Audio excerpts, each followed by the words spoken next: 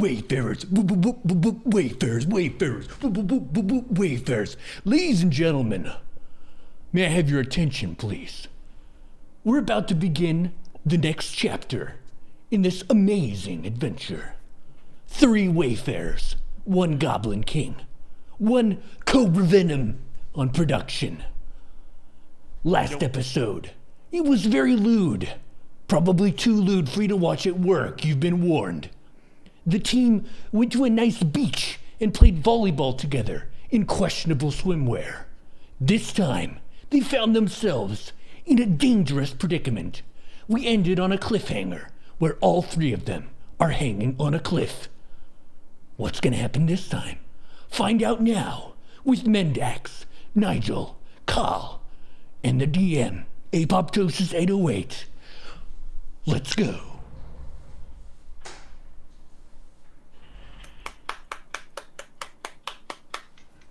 Perfect.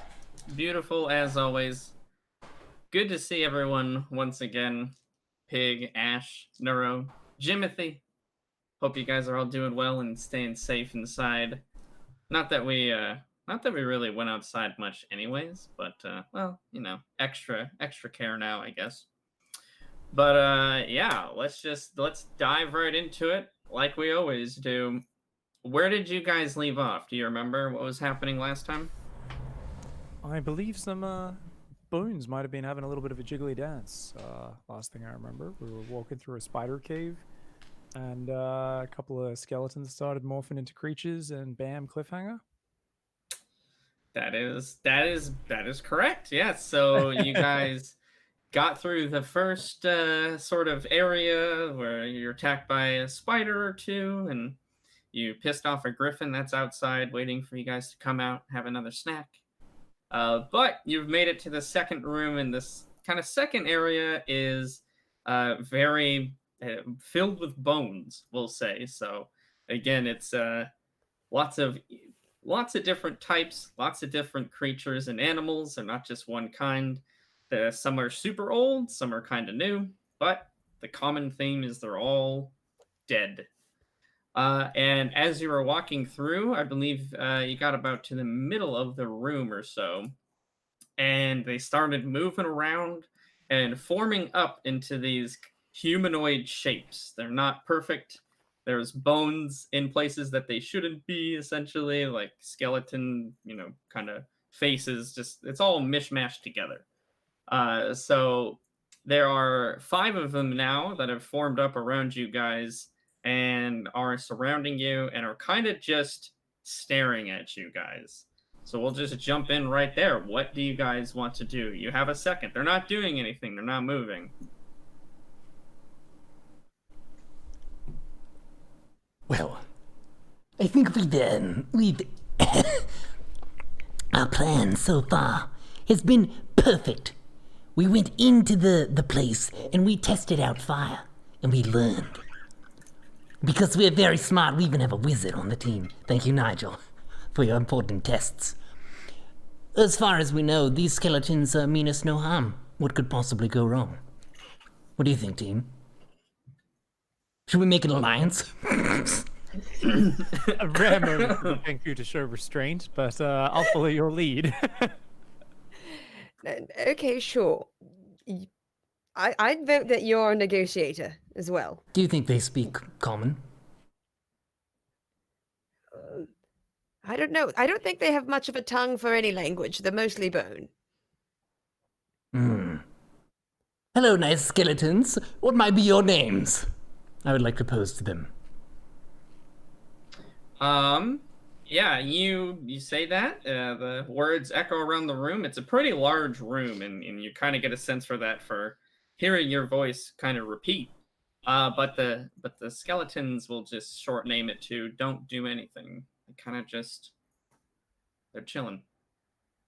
But they're not engaging us? Not posturing aggressively? Just simply standing about? They're standing. Yep, they are standing. Nothing, not moving. That is correct. Well, when diplomacy fails, we could punch them. Yeah. I would like to If take one of my large bird fists, and I would like to punch one of them. Okay, so they're about, we'll say they're about 5 feet away from you guys. They're kind of encircling, if you will. You just want to punch the one that's kind of leading further into the cave, or I believe you're in front, right? Yes. Okay, How- yeah, so you how just want can to I- punch the one. May I Oh, yeah. estimate how tall they are? Are these like giant things? Are they about our size? What's... No, they're about your guys' size. They're not, maybe a bit bigger. They vary depending on what bones sort of mash together to construct these things. They vary in size, but they're all about, yeah, we'll say varying from 5'3" to 6 foot. Well, as a continuation on this test of science, I would like to use my nice halberd and perhaps do this, a thrust, at one of them. Okay, are you attacking or are you like poking? I would say, Just to clarify. well, Are you trying to do some damage or do you just want to like, what is happening here? Poke, I poke. suggest the time for caution might be over, Carl. Maybe just give one of them a good chop and see if it breaks. okay. I would like to let loose and unleash my full avian fury into this one in front of me. Sure. So you do have reach on your weapon, so you can hit it. You're just gonna stand there and kind of stab, yeah? Oh yes, using my hips, of course. Absolutely. So go ahead and give me an attack roll with advantage, because this guy is just standing there. Okay. Natural 20 on the first roll. Okay. Well, you can't beat that. So yeah, natural 20. Frickin' first roll of the night. Let's go. Alrighty. Well, hopefully you didn't burn them all up on these guys. Go ahead, and the critical rules for that I'm gonna run are: you're gonna do one attack. It's max damage essentially, and then you add another attack's worth of damage on top of that. So it's as if you attacked once, you did full damage, and then you get a second damage worth of attack. So it would be 1d10 plus 3 complete, so that's 13. And then I roll 1d10.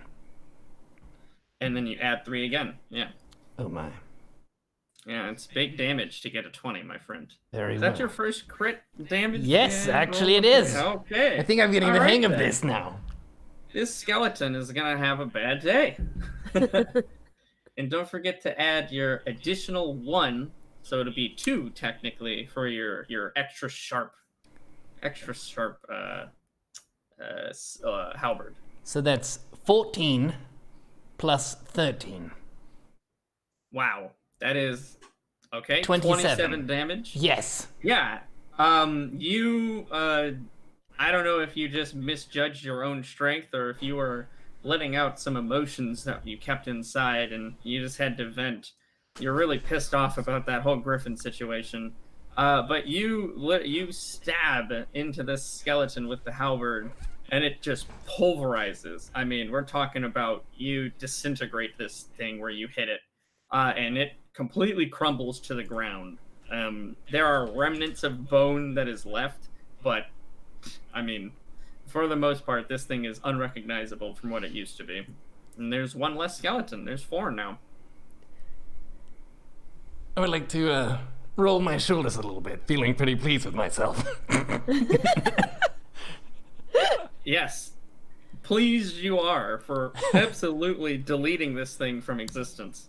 I have a good feeling about this encounter. Let's go. But the rest, they don't do anything. Neuro, go ahead, give me a perception check. Perception, that's 9 plus 3 is 12. Okay. Yeah. What else do you guys want to do? Carl notices I- that it is a cave.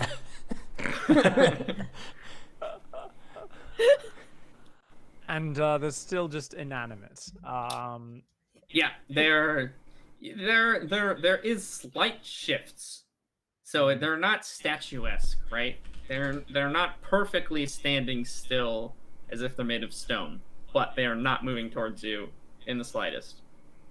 The room we're in, the cavern. I'm trying to recall. I believe there was a pillar that kind of goes up out of sight into the ceiling. Is that kind Yes. of behind these skeletons? So the way that it is, it's you three kind of in a row, and now there are two skeletons sort of to the right and the left of you guys, about 5 feet apart. So if you think of it almost like a square, and then in front of you, further into the cave, maybe 15 feet ahead, there is a pillar that goes off into the cavern sky. We'll call it, into darkness. And bones everywhere, spider webs all over the place. Well, I'm not going to risk walking past these things either, so I'd like to Okay. flame bolt one of them. Sure, absolutely. Firebolt. Right or left, and then we'll say forward or back. Which one you want to go for? We're gonna go left front, left forward. Okay, go for it. Give me an attack roll with advantage. Oh, I accidentally closed my dice. 1 second. Here we go. Okay, we rolled a 1, so I don't think that's gonna cut it.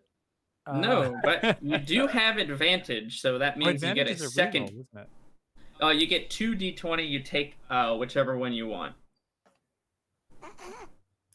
Did you roll a 1 again? Yes. Oh no, man! All right. Oh, That is wonderful. Carl Flick is and taken. Swish. Oh. You Seems go to be malfunctioning. for the old tried and tested swish and flick. And you were doing great. This was fireball. I got this one down, no problem. It's not that you messed up the fireball, but you got a little nervous. I mean, it's unnerving. There's these weird skeleton things there, and you're surrounded in a giant spider cave, and it's dark. You're a little freaked out. What can I say? And as you kind of do the last movement, you stumble forward a little bit, and you fall on the ground. You don't, so you fizzle the spell. The spell doesn't go off. But as you fall on the ground, instantly, every skeleton turns to you and moves towards you. So we will say that the two on the left are going to be close enough to attack you. The two on the right are going to have to go around to try to get to you. So we'll say... Let's see here. What do these guys have? What's your armor class there, Nigel? It is 12. 12. Okay. Yeah. So one of them somehow manages to miss you as you're prone onto the ground there, but the other one sort of stabs in with like a sharpened bone, almost like a jagged edge to one of them, and it's able to stab into. Let's see. Fall on the ground. Yeah, we'll say like into your backside. And it's going to do 5 damage to you, my friend. It got me in the buttocks. Ow. Yeah, sure. At least it's nice and fatty. That puts me on a solid 4 hit points, so I'm feeling rather healthy. I was already wounded from the spider. This cave can get out of here. This is not very comfortable. The other two, let's see. The other two that are on the right side move. Let's see. One of them will be moving past you, Mendax, and the other one, Neuro, actually is going to bump into you. It's almost like it's not raising any of its, I guess, improvised weapons. It's just fully trying to make a beeline for where Pig fell on the ground, and it's gonna kind of collide with you. You both do get a free attack. Would you like to take those? Oh, yes. Absolutely. Why not, right? Go ahead, and each of you can go ahead and roll a d20 and give me those. It will not be at advantage, though. 15. Okay, would one of mine be a sneak attack as well?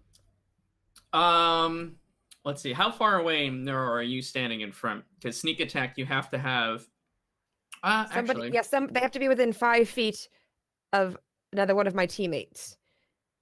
And I do have a bow. Well, I just So yeah. decimated Could one I- of them. I don't think Nero's going to be in range, and because Pig fell on the But he's one- but kind they of a went bit stacked. forward. Yeah. So they would be a little bit out of range of that. Okay. However, because of something, it's a little weird, but because of something you do not know, yes, you will get advantage on this. Okay. Or, apologies, you get sneak attack. Minus 10 plus 5 is a 15. Okay. 7 plus, oh, where it is. 7 plus 5, so I've got 12. Okay. So, Mendax, what are you attacking with? Are you I- shooting them, or are you like stabbing? What are we doing? I'm going for the. Am I allowed to go for the one that's closest to Nigel? You're the only one that you can attack with your quote-unquote free attack right now. Right now. Is the one that's moving towards him, not the one that's already at him that tried to attack him. Then I would like to use my rapier. Okay, so you do that. Unfortunately, your swing kind of just goes wide, as you're startled in a bit of this skeleton that suddenly shifted its movement and is now kind of hurtling itself at Pig. Call, however, you do manage to connect. Go ahead, give me some damage, my friend. Oh, yes. Let me just get my nice D10 here.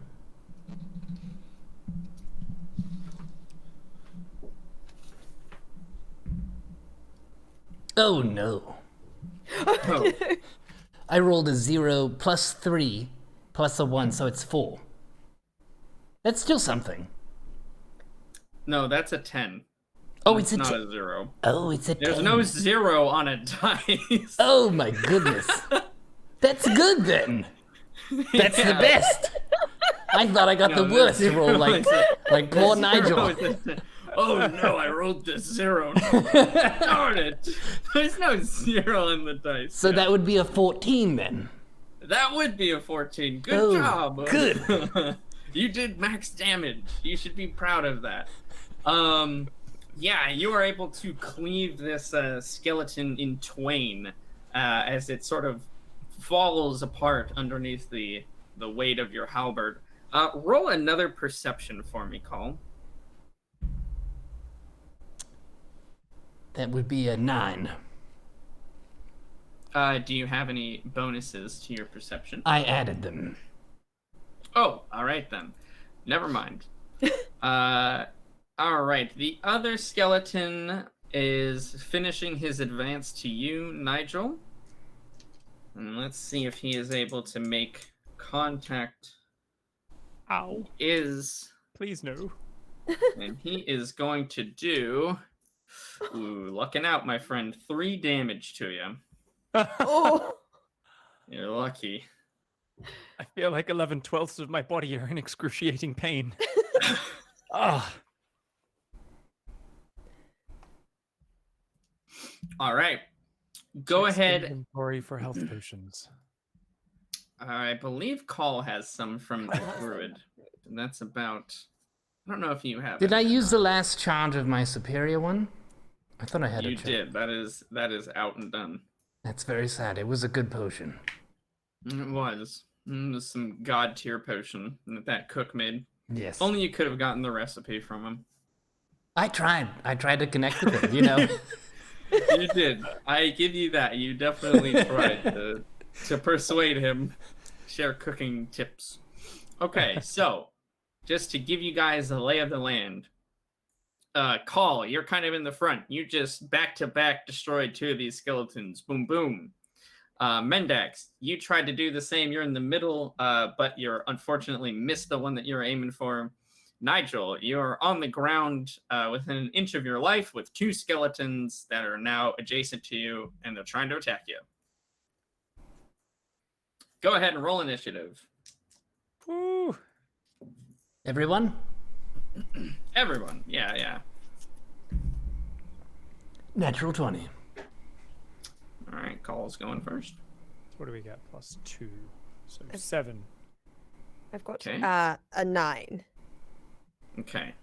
I'm on fire tonight. Yeah, you are, bud. Dang. Rolling zeros on the dice. All right. I'm not the brains of the Okay. operation.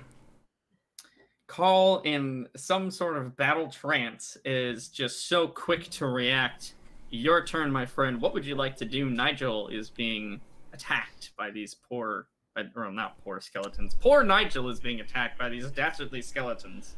Well, the evidence so far suggests that if I use my nice sharpened halberd against these foes, they don't tend to hold up very well. So I would like to continue this process, and if I am able to reach some of the ones that are assailing our nice wizard and chop at them. Yep, you certainly can do that.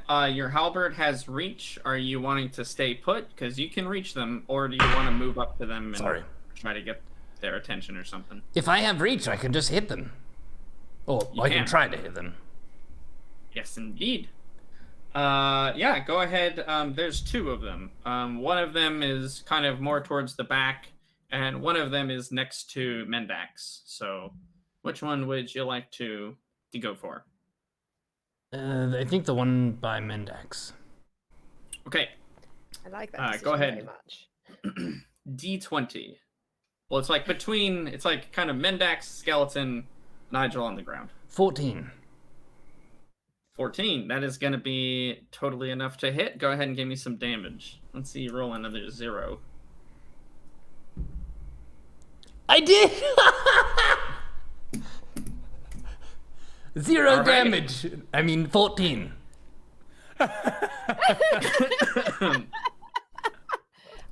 I just sit Impressive, down in the middle of the cave and just let Carl do his thing? I'm taking a picture of this. Hang on. I need photographic evidence. Oh, yes. A 20, a 0, man. Boy, oh boy. The Then next again, turn, I'm just Nigel going to did. take a nap. Nigel rolled 2 ones, so Oh, good. right. Balance in all things, my friends. I bestowed my my magic. I used it to bestow my luck upon Carl. Thank you. Yes. It's actually it's all me. Got it. Yeah. Call you. Let's see.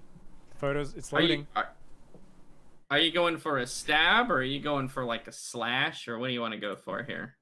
I would like to stab. Let's stab, because it has a pointy end, doesn't it? It does. Yes. Yeah, you stabbed through what would be the chest of this thing like butter, and you just rip through it and pull the halberd up again, making a rain of bones come down and shattering this thing into nothingness. Who the hell is that thick ass bird? Call the king, 'cause that thick ass bird. Yep. Okay. I would like to so, stretch my chest a little bit after that. It's been a good couple attacks.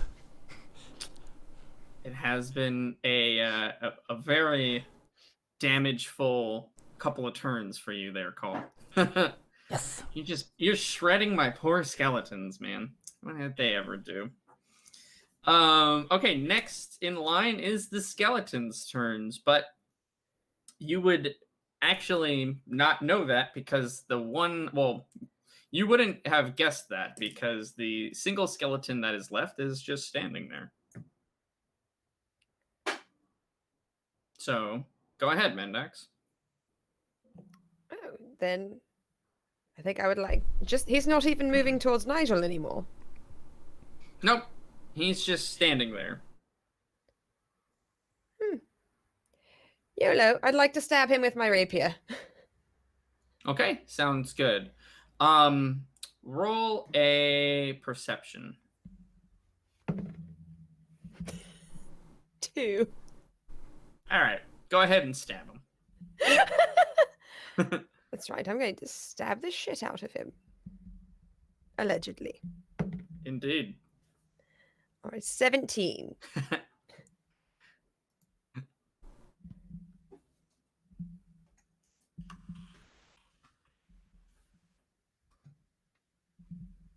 So let me know what you get. Oh, I got a 17. Ah, okay. Yes. You stabbed the shit out of him. Sorry. Yeah, go ahead and give me some damage. But do skeletons really have poop? That'd be a 6 plus 3, so 9. They Okay. don't have it anymore because I stabbed it right out. You are able to connect with a solid chunk of this guy and really, I don't know where you were trying to stab, if you have any sort of preference per se. I was trying to go for midsection stab and then a kind of a side twist to just hit those rib cages apart. Sure, yeah, you're knocking out a lot of the bones that are giving this thing some mass. And you're successful in doing that. It is still standing. So it's not quite enough for it to be jostled, I suppose you could say. It does, however, shift and turn towards you when you notice that it actually did that as soon as you started moving, not when you attacked it. Nigel, it would be your turn. And it hasn't started moving yet. No, it's turned itself as soon as Mendax moved, you notice that it sort of mechanically kind of shifted its stance to face her. But no, it hasn't moved yet. Okay, I'm going to whimper and I'm going to crawl away. Whimpering and crawling, a solid tactic when Yeah, when you're on 1 health.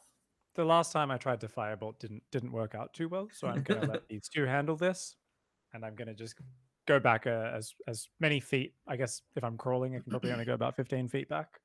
Yeah, you can go about exactly that, 15 feet, I believe. When you're crawling, you go like half your speed, but you get like some bonuses. You're kind of hiding essentially. Yeah, you're able to crawl away with expertise.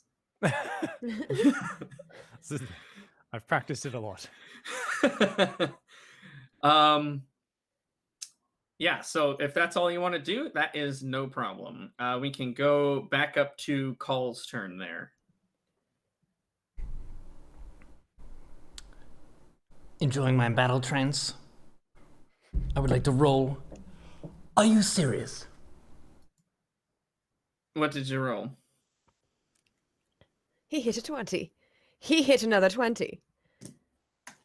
Or maybe he rolled a 1. I don't know. What did you get? It's a 20. Oh, well, all right then.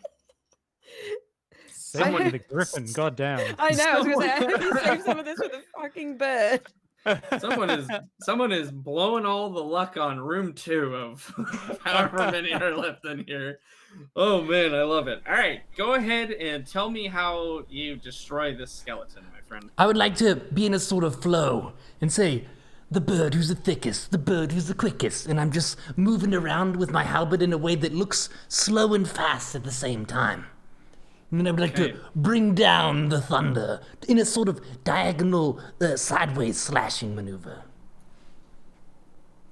Absolutely. You are able to do exactly that as you do your battle dance and cleave the skeleton in half. Again, almost as if it was air. You barely notice the difference between swinging through the air and through this skeleton. You decimate it, my friend. He is down for the count. Mendax and Call, roll a perception check.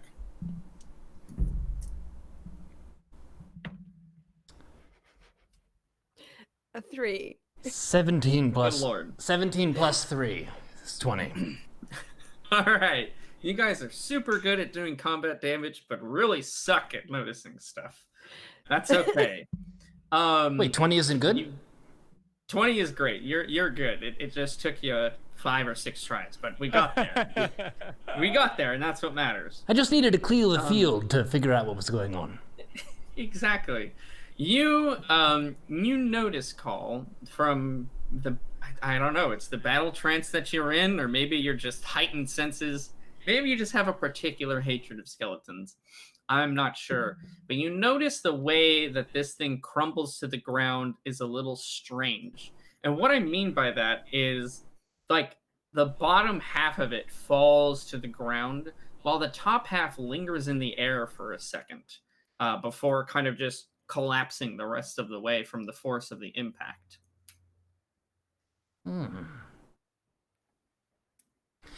You got a 20 total, is that right? 17 plus 3, yes. Okay. Yeah, that's high enough for this. You do see like small, almost invisible threads moving up from some of the bone pieces that were on the ground. Then into the air, kind of off into the darkness. Some are still attached. You can kind of look at them still. But you guys are out of combat, so you're free to move Mendax, about. Nigel, come here, come. Do you see this? Do you see these threads from this skeleton here going up? Do you see it? Oh, they're puppets. No, they're skeleton. Oh, yes. Those puppets just fucked me up. Do you have any spare potions, Carl? Yes, here you go. Here's a potion. Thank goodness you lived in that tower and had to climb so many stairs, giving you just a solid backside. So, we should probably deal with the source of this puppetry if we want to stop this nonsense. These are but bones. I mean, I can throw some flame bolts into the darkness and see what it hits, but I might smash that potion first and heal myself up. That's Oh, wise. definitely. But I agree, How we much? should investigate. Yeah. Your fire could light up the room. It Could also light bring up the some room. flaming death down on top of us as well. Perhaps we should explore deeper into the cave first. Though I actually, the bones stretch out in front of us, right? Kind of, it's Yeah. all bones littered on the ground. So, yeah, maybe shoot some fire up there before stepping onto the bones. Might be the choice. Okay.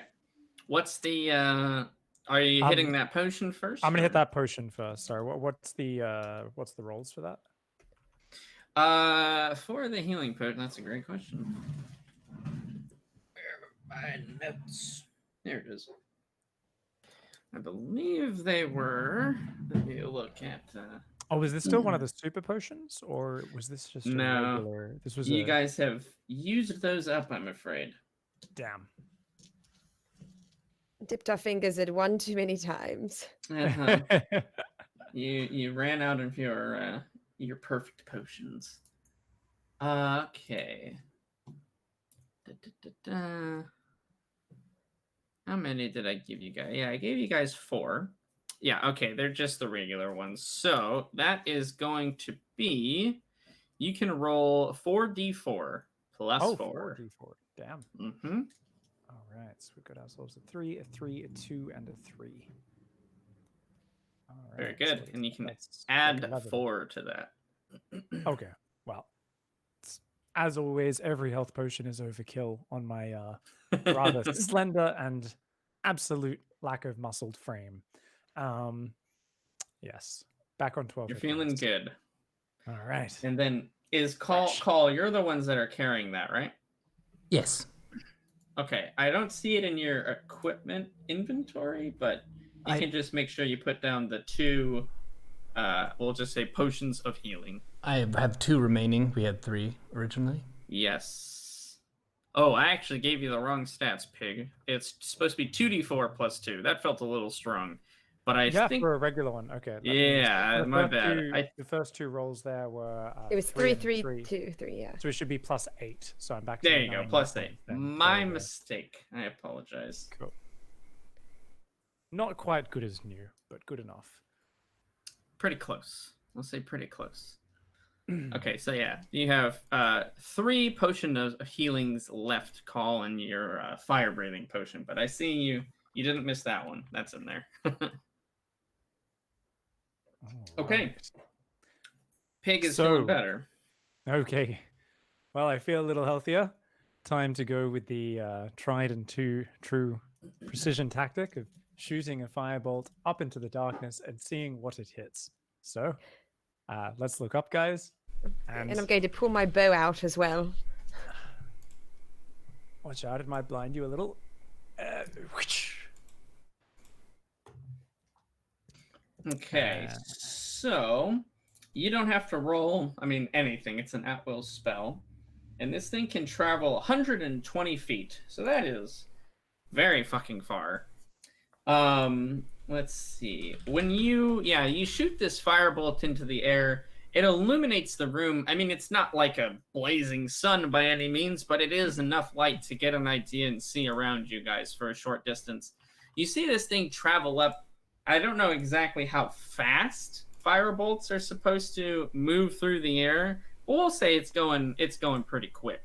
And after maybe a second or two, which Nigel, you approximate from how many of these you've casted, and you have a rough sense of the speed at which they go. That is probably about 45 feet up into the air. It slams into the ceiling, which by this point for you guys, it's not like it's super far away, so it's not tiny, but it catches the web that's on the ceiling on fire, and it starts crackling and spreading very, very quickly. And up there, you see 5 of these spiders that are clinging to the top and are sort of scurrying around now. But the fire catches them, and they fall to the ground, sort of thumping in a sickening kind of squish as they just fell 45 feet as the sort of sticky web that they were attached to has been ruthlessly burnt away from them. So there are now these... an exterminator. Yeah, there are these 5 spider bodies. In fact, let me do this. Let's say, Nigel, you're 1 to 2. Mendax, you're 3 to 4. And Call, you're 5 to 6. Mendax, go ahead and do a dexterity save, as one of these spiders was kind of right above you and is falling onto you. So see if you can get out of the way in time. 21. Yeah, without any sort of ease, you almost don't even let it phase you as you just sidestep slightly out of the way and let this thing crash onto the ground below you. Yeah, well done, Nigel. You have bested the 5, we'll call them spinners at the top there.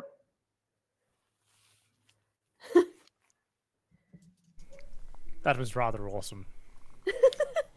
That was a furious shot. Well done. Well done. How many shots did it take for you to kill these things, Carl? Did you just see Nigel? He did it in 1.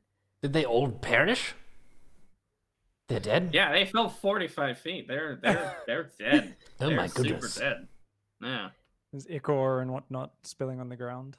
Ichor and ooze, yeah. And we'll say, Mendax, the one that is closest to you, as it sort of twitches as the last of its death throes, I suppose, take, kind of breathing its last breath as you would. You notice this one looks a bit different. They're a bit of a different color than the previous ones you were seeing. That sort of, I believe I said, had those kind of yellowy spots on them. These ones are almost all black, just a pure jet black, accustomed or even purposed to hide in the darkness. And there's something on the underside of its, its back, essentially.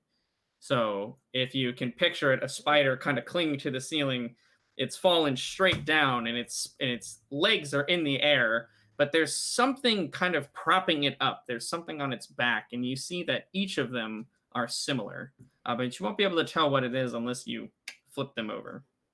Okay. Then I would like to take my rapier, just stab it. It's already dead, but I just want the twitching to stop because it's gross. And then I'd like to kick it over. Yeah, okay, so you stab it, and a pool of this slime and almost green and blue ooze rises up from where you stab it. And you kick it over to one side, and you see on its back, it almost has it's hard to describe, but it's like it almost has fingers. They almost look like human fingers that are just sticking out of the sides.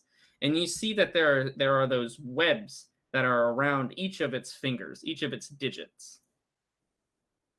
What in That that? is some of the creepiest shit I've ever seen. Nigel, have you never read anything about this?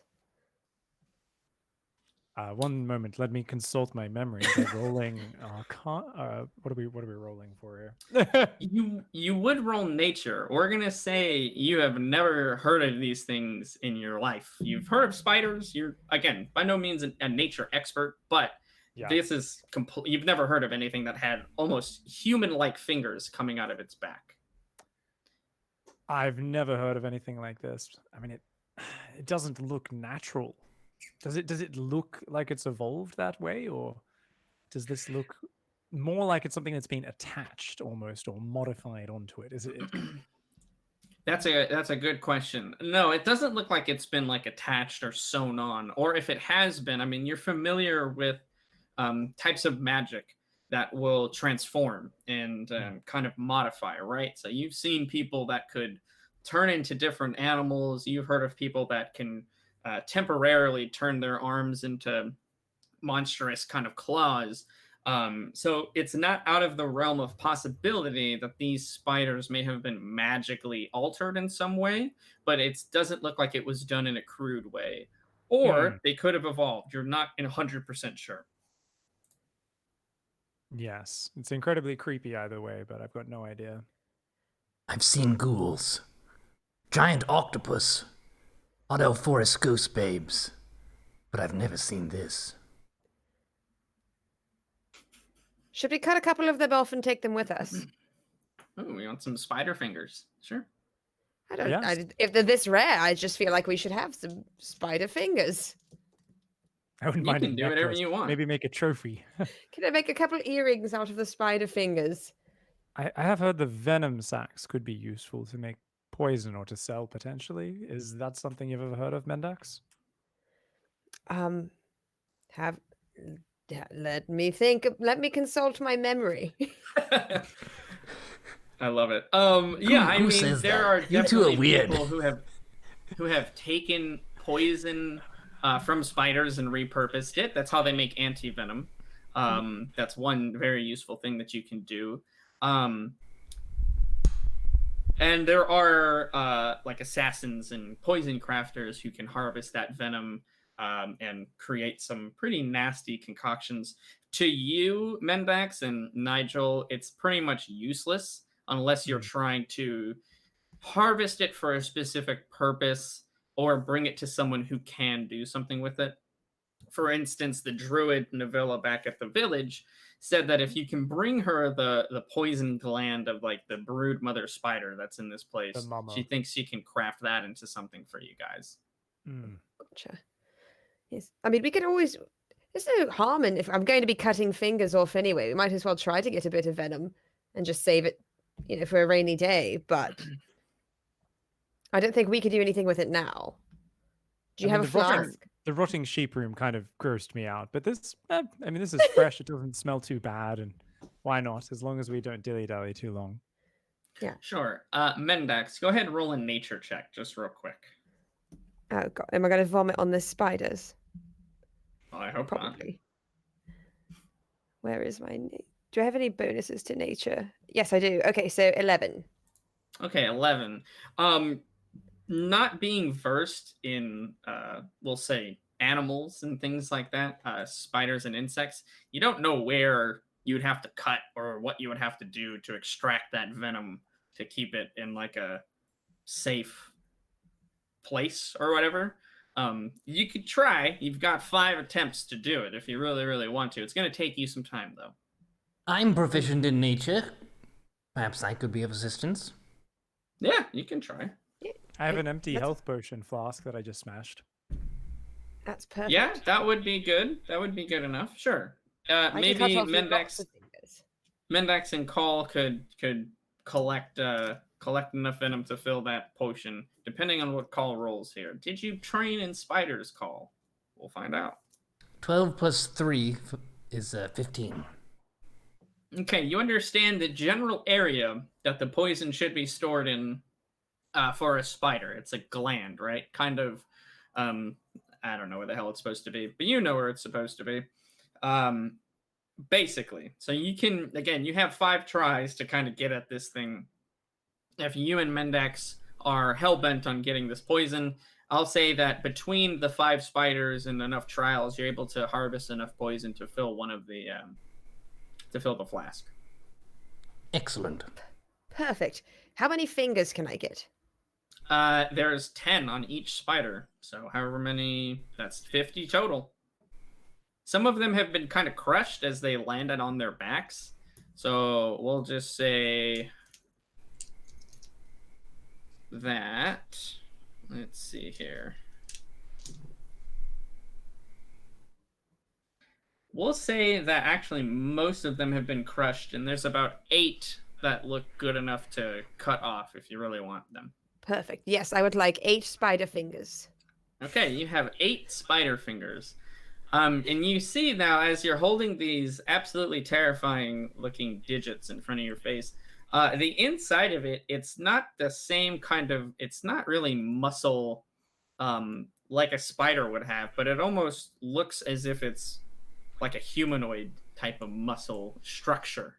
You know, if assuming you take, you know, you're kind of snipping the finger off, right? And you can see the other side of it. It almost looks like a human's finger, except that it's completely black like the rest of the spider's kind of carapace. It is a much harder material, not like skin, but it's not quite all the way to the sort of rigid exterior of a spider normally, because it seems like it's supposed to bend. And out of each one of the fingers, there are a few holes that are on the tip where the silk is sort of coming out of that. These are absolutely disgusting. Okay, I'm just going to put them in my bag. Well, Unless you guys want have one, 8 would of you them. like? Yeah, would you like any fingers, gentlemen and friends? Spider fingers for all. I thought it might be cool, but actually that looks kind of disgusting. I'm not going to lie. I vastly prefer pants and shoes. I don't know why you want these. I don't want these. You never know. You didn't know why I wanted shoes, and then Nigel ended up needing the shoes. Also, he has a hole in his pants now, and I do have an extra pair of pants. You never know when these things are going to come in handy. That's true. You never know when you might need some spider fingers. I'm not Something going to gets stop you. chopped off. But yeah, to sort of tie up this this encounter, you guys can assume that the spiders sort of cling onto the ceiling, and these fingers that are on its backside sort of control those skeletons as if they're like a puppet. You guys kind of guessed it. So each of those fingers sort of connects to a point that is on this skeleton's overall shape and controls that ligament. Disgusting. But it seems like we might be able to move forward now. If there were 5 skeletons, 5 finger spiders, perhaps we can continue our search for the queen. Hey, Let's do you it. let me know what you want to do. She's a queen. She might have rings on her spider fingers.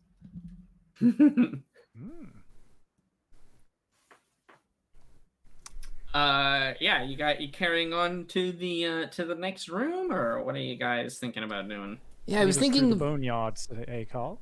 yes, I was thinking of, as we proceed, doing it in sort of a superhero slow motion fashion, feeling very accomplished about us just kicking so much ass so far. Agreed. I think slow motion walking is in order. Oh, yes.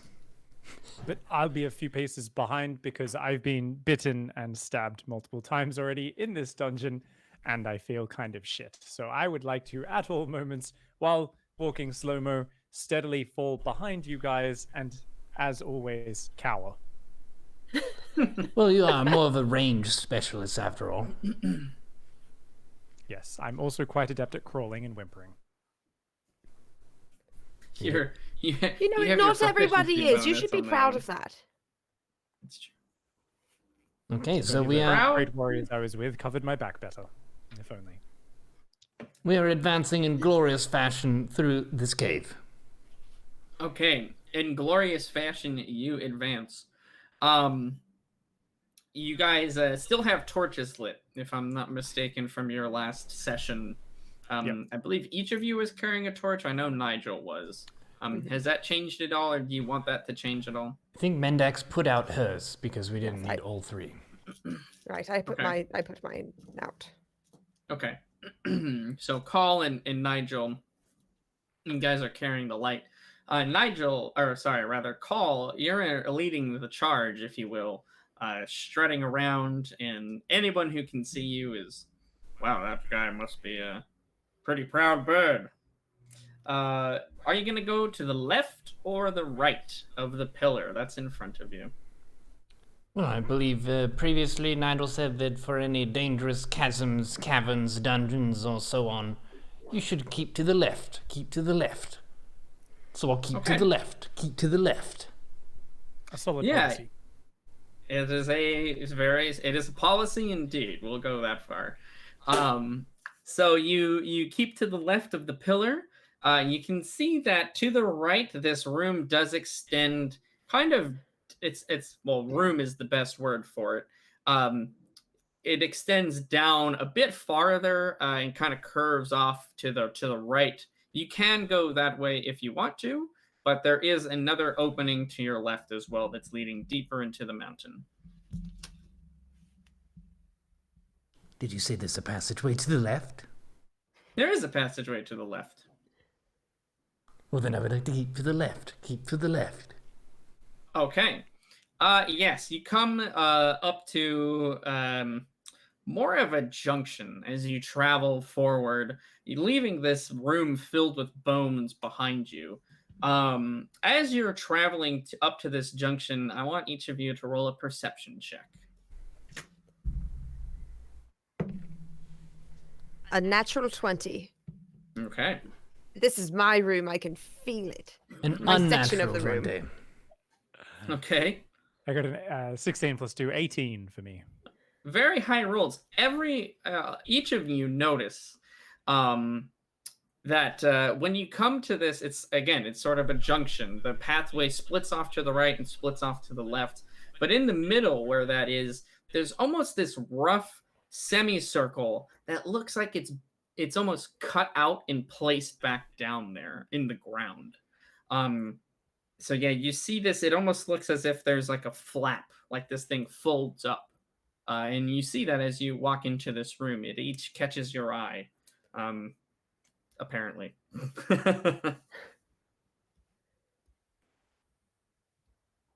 That doesn't look safe to walk on.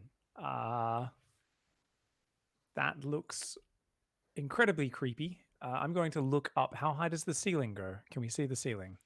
Yeah, the ceiling from the room that you are in has narrowed down. It's probably somewhere in the ballpark of 9 to 13 feet above your head. But you can see it. It's up there. The light reaches it. And how big is this kind of semicircle that's cut out? Is this? Yeah, we'll say that from sort of end to end, if you will, it's probably close to 4.5 feet. 4.5 feet. Okay. So it's pretty big. You almost have to. You could skirt around the edge of it, but if you were to walk naturally, you would definitely at least walk once or twice over this thing. I'd like to pick up a rock off the ground and throw it at it. Sure, absolutely. How far away are you throwing this rock from? I'm not the most confident physically. We're going to say 20 feet. 20 feet. Should be able to hit it from there, hopefully. Yeah, sure. Go ahead and give me a... we'll just do a dexterity a roll here. So give me a d20 plus your dexterity modifier. Dex modifier is 2. So what do we roll? A 13. So that's 15. 15. Okay, yeah. You toss this rock. We'll say, you're able to find a rock on the ground. About the size of your hand. Pretty good size. And it sails through the air and arcs in a way, and it hits smack dab in the middle of where this kind of flap is at on the ground. And instantly, as soon as it hits, 8 legs just shoot out from underneath the ground and like try to grab something that's not there. It's like basically like trying to scoop up something that's there, and quickly it goes back into the ground.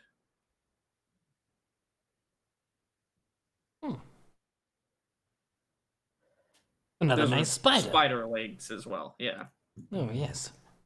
Carl, maybe you could stand at the side. We could throw another rock, and as the rock hits, you could maybe try and chop some legs off. What do you think? Oh, I like this.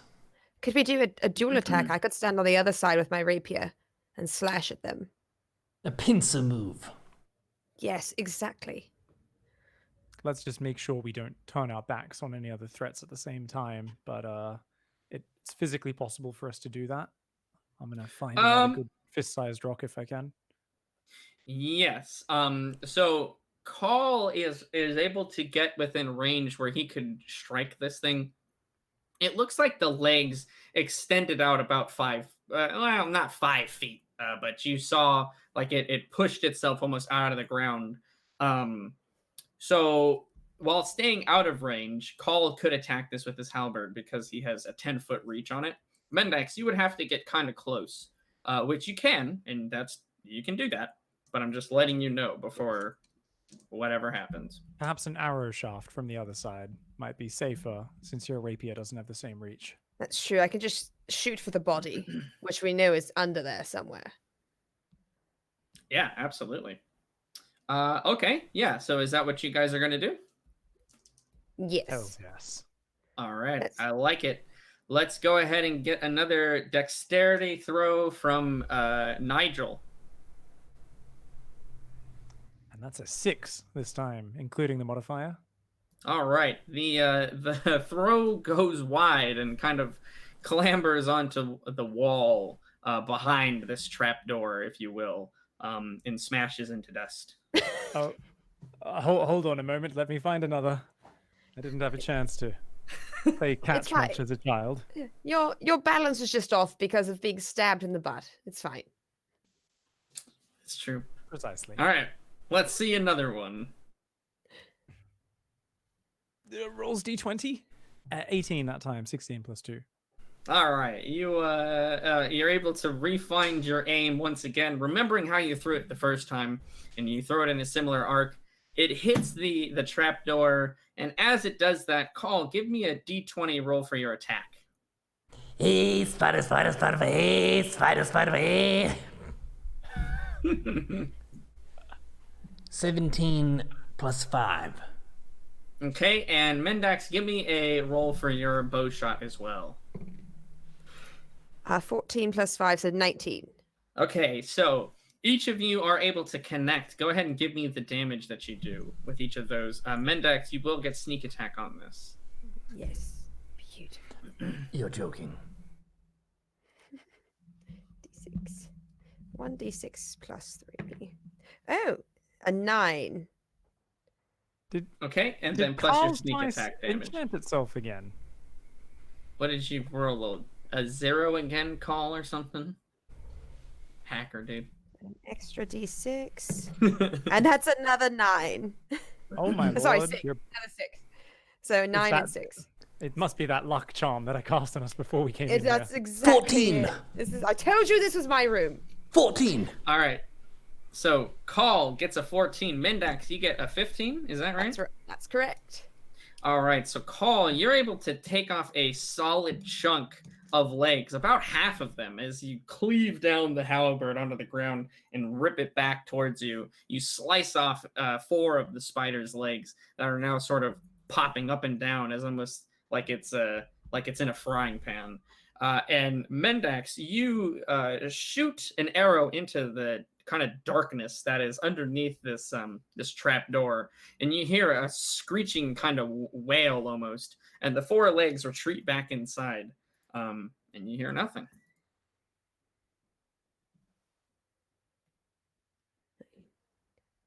I mean, Second verse, same as the first? If I got many 4 of my legs chopped off, I would run away as well. Yeah, that was not quite what that spider was expecting, I'm afraid to say.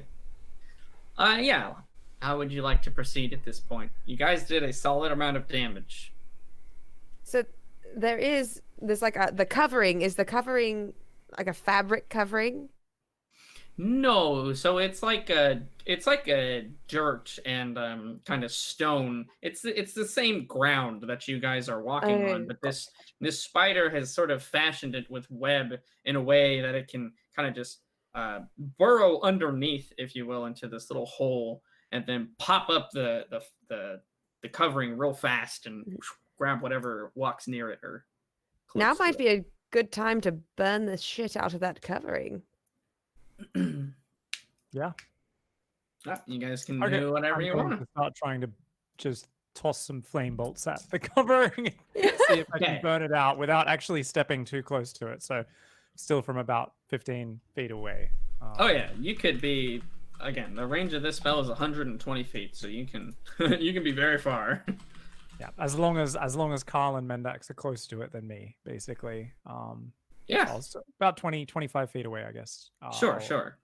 throw flame bolts at it. Do they make any impact on the trapdoor? Yeah, so you don't even have to roll. It's really kind of just a stationary target. You're able to take your time and aim as you need to. And yeah, this thing sort of smashes some fire into the ground, and it almost like a torch in a way. It begins to smolder, and after a little bit of time, it's not like a quick fire that roars up and spreads out. It's like this is dirt and stone and debris that's been infused almost with web. So there's enough web there that it will catch fire and smolder out, but not enough that it's gonna sort of like flash paper go up. But after a few moments, I mean, the spider that's underneath does not come out.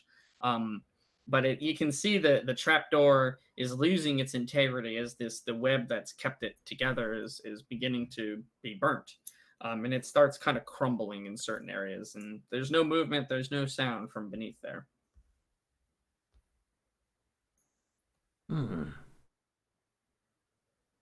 Is it a Do you think this- trapdoor like that we could go into? I mean, you can do whatever you want. It very well could be dead in there. I mean, potentially we can just keep throwing fire into it. If the trap, yeah, I'm just going to throw a few more flame bolts at it, basically, just kind of Agreed. seeing what happens. Yeah, so we'll say that it takes you maybe a couple minutes, 3 minutes at most, to chuck a few more of these fire bolts into the ground, essentially. And by that point, you've done enough damage with your fire and to the webbing that the trap door, if you will, has basically just completely collapsed. And it almost looks like it's basically just sunken in. Call, you're not quite close enough to be able to see like down in. You don't have a vantage point. You'd have to go a little closer. It's not like a giant pit that's opened up. It's just maybe a 2-foot depression in the ground. Could I go forward and observe this 2-foot depression in the ground? Absolutely. Yeah, you move forward cautiously. You have your halberd kind of at the ready. You see that, yeah, down there, it does look like it goes back a little bit more. You can see parts where the covering isn't filling the hole that's back there, but you see this spider's dead body on the sort of just laying down there. And it does go back a bit more. You're not sure exactly how far, but there is a hole that's there.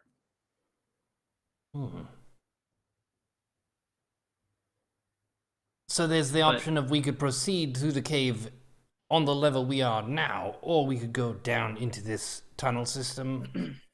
It's very narrow, though, right? I don't think we'd be very cramped if we went in there, right? Like, this is... Yeah, so the covering itself, I mean, you'd have to probably move the spider out of the way to get a full picture of what you're dealing with here. but the covering itself being 4 to 4.5 feet wide, it sort of very quickly narrows down to just enough room for this spider to sort of wedge its way and sit into the back of this hole. It's taking up a majority of the opening, so you're not able to see past it. It could end right there, or it could go into an underground cave system. You have no idea. Ooh. I don't want to touch it. All right. I mean, can I get close enough to it and then again stab it with my rapier just to make sure? Yeah, you can do that. Okay, then I'd like to get close enough to it, stab it with my rapier. Then if it doesn't move, chuck it out of the hole. Yeah, it has been stabbed. It does not move. It makes a squishy squelch as you, yeah, exactly. Okay. Am I strong enough to lift it out of the hole? You would have to make a strength check, and it's a bit difficult, but because the spider is pretty large. It's not quite like it's not human size, right? Because it's down on the ground, but it's long, and its full its full leg span would be easily probably 6 to 8 feet if you were to stretch its legs out. Can I just then like push it up just enough to see underneath it to see if there is a hole? Yeah, you can try to like prop it out of the way. Yeah. That's what I yes. like to do. Yeah, you get down next to this spider. Are you on the side that has no legs or the side that has legs? I'm on the side that has legs. Okay. So yeah, you're able to sort of crunch and smush this spider, kind of bashing it out of the way. And you look down into the hole. It maybe goes another like 4 feet back. You can see that there are bones and other debris. It doesn't smell very good down there, but it does end pretty quickly. Okay. Oh, I dropped the spike. No, it doesn't go anywhere, guys. And I don't think there's any fingers, so I'm gonna let that one go. I'd like to climb out of this hole now. Yeah, you're out again. You weren't like digging in. It's only like a 2 feet little drop. It's almost like a step, I would like to box jump out of that hole. You are right out of that hole, faced with the same decision you guys were before. Do we go to the right or do we go to the left? You can see that the left does kind of continue down a bit more of a narrow passageway for a while before it takes a turn, and you can't see exactly where it leads to. You can see to the right there is maybe about another, I don't know, 15 to 25 feet of hallway to go, but that it does open up into some kind of room. Should we keep to the left? Keep to the left? I heard that a wise woman once said these words. Those who follow them are blessed with great luck. Oh. Then the decision has been made. I would like to lead us to the left. All right, yeah, you guys can head to the left there. That's no problem. So you advance down that hallway, and you continue going forward. And you are in, once again, a bit more of an opening. It's a less of like a hallway room structure, and more of it's just a big opening, and there's kind of a pathway that extends to the right into a room that you can see. And then there is a pathway that's sort of towards the back of the room that leads out of here. The room that you sort of are into now, it smells very damp. It's beginning to smell kind of mildewy. There's less webbing that's stuck to all the walls in this room, but very quickly the air turns a lot more humid. It smells stale, dank, if you will, if I could use that word. But yeah, the room itself, the ground it's less covered with dust. You're much farther into this cave structure now. It's a lot colder than the rooms that you've been in before. It's a lot less dusty. It's a lot less dry. It's now starting to become almost humid.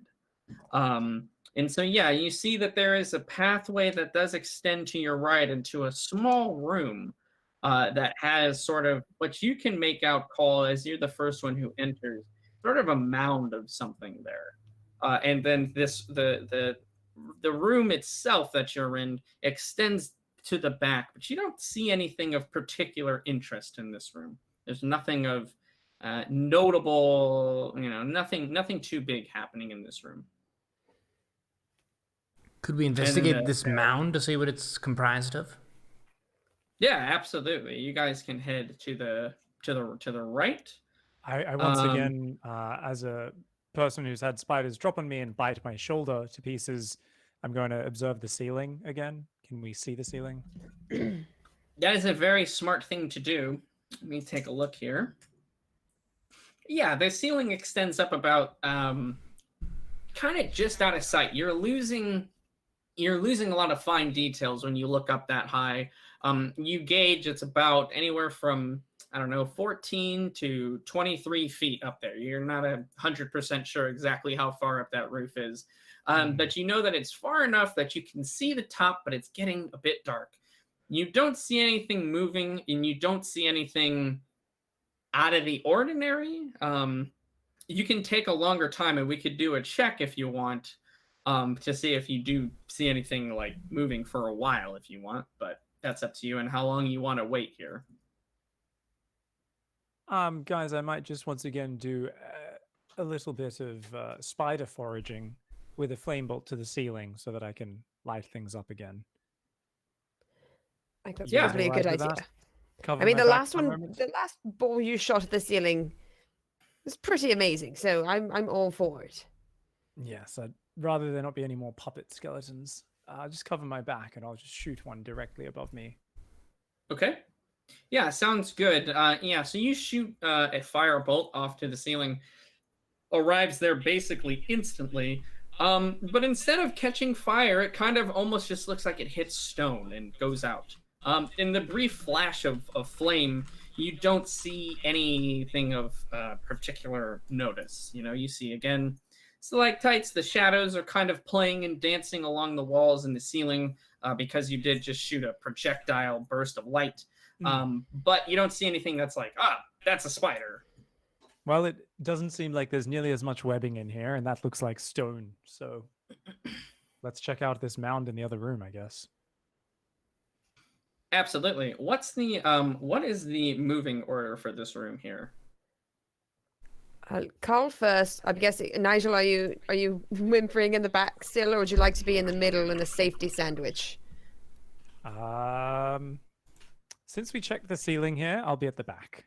Okay. I don't think anything's coming from behind, so I hope. Yeah, sounds good. Well, you never know. It's always a good idea to watch your back in the spider cave. But yeah, you guys head towards the right. The passageway narrows at a few points where you kind of have to shuffle your way through. And you enter this opening and you see this sort of giant mountain. But we're going to take a quick break here, actually. Right before we get into what this is, I think it's a good spot for a break. So I think, yeah, if Cobra Venom is good for that, I think we'll take a fast one. Ladies and gentlemen, thank you for tuning in to Wayfarers Episode 6. We'll be right back after this.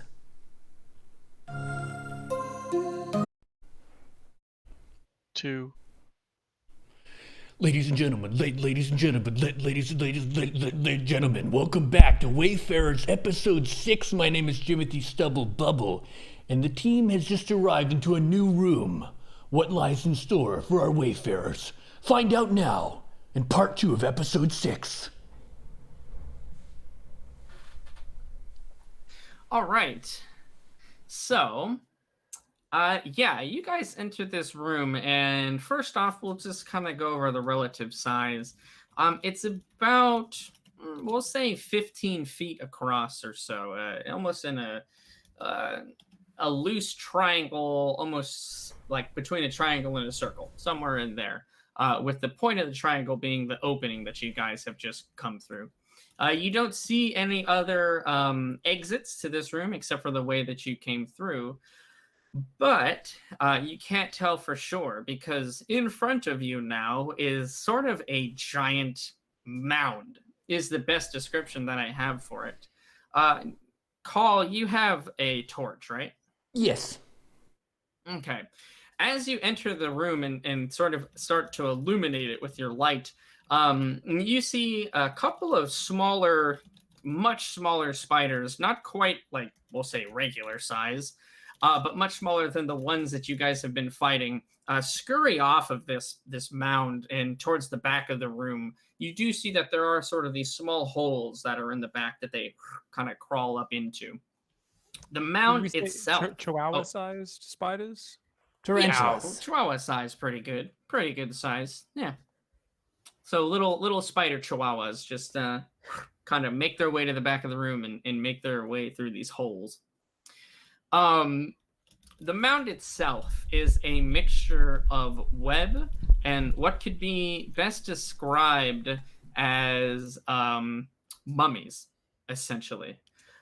So there is different dead bodies. A lot of them are humans, but you do see other animals, sort of what you can make out to probably be like a dog or some small like wolf of some sort. You see sort of really squat kind of corpses that maybe could be dwarves or small children. You see more slender, kind of bone thin ones. Maybe they were elves or just some thin people. So yeah, so basically you have in front of you a sort of cacophony of dried, husked humans and creatures. Let's not end up like those. Are we in agreement? I second that. Yes. Yes. I'd like to hold my torch up and inspect the mound. You can certainly inspect it. Yeah, as you get close, you can see that there is absolutely zero presence of any kind of blood or anything like that. These things are completely bone dry dust, if you will. Are you going to how are you inspecting them? Let's put it that way.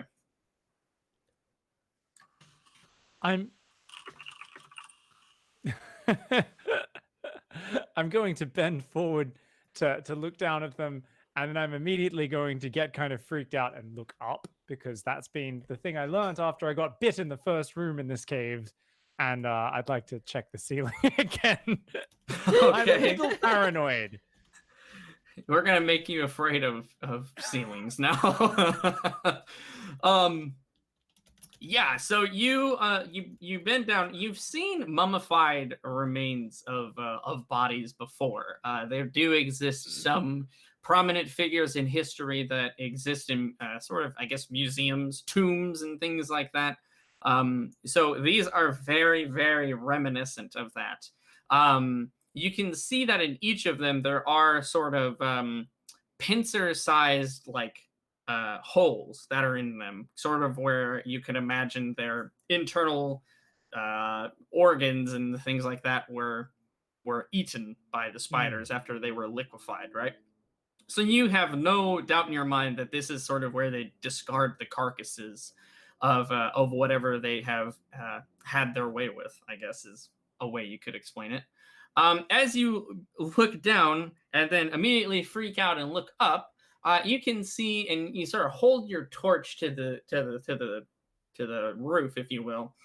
There's no giant spiders, but again, the Chihuahua-sized ones sort of all scurry off in different directions and go through these tiny openings that are in this room.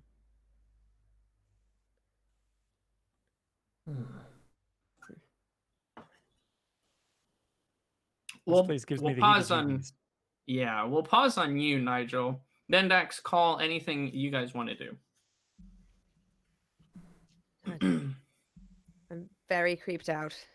I don't see any fingers. But I am still weirdly intrigued by this mound. Sure. The humanoid corpses will say they do still have like clothes and material. Do they have shoes? Yeah, some of them do. I mean, there's literally probably close to 50 or 60 dead bodies in this pile. Nice. So That's a lot of shoes. That could be there upwards of is 100 quite a bit. shoes. It could be 100 shoes. Be a lot of shoes, but some of them are probably old. If they were cloth shoes, they wouldn't have held up that well if they've been mummified. Now, if they were leather shoes, What if some of them had already crossed your path and you had already taken their shoes? Oh, that's true. But then, if the ones who don't have shoes, that's probably what happened to them. It's literally, I've probably taken their shoes. Okay, is there a nice leather pair of shoes on any one of them that I can see? Because if so, I'm gonna get them shoes. Yeah, roll a d20. We'll leave it up to We're fate. faced with a mountain of zombies, and your first thought is to go shoe shopping. We don't know that there's zombies. There's no Sorry, finger spiders mummies. up above. Mummies are mummies not are very fine. far from zombies. No, but mummies burn. Mummies burn. They're fine. Nigel can handle all of them. They just burn because of the ointment. That's the only difference. Shit, it's a 4. 4. Yeah. You know what? There is a pair of shoes that catches your eye. They look fairly new. They're not fancy like Alleluia Jacksons by any means. Well, how many? But they are a sturdy pair of leather shoes, and they're on a body that is, it's not quite to the extent that the other ones are. It looks more fresh, if that makes sense. So almost like it's just the skin and that's on their face and their arms. You can see the bones. It's sunken in that much. It's like they've almost been vacuum sealed as a corpse. There's no eyes in their sockets or anything like that. When you go to sort of take the shoes from them, you can see that their skin is absolutely just bone dry, just totally sapped of good. all moisture. Good, then there won't be like any nasty foot juices.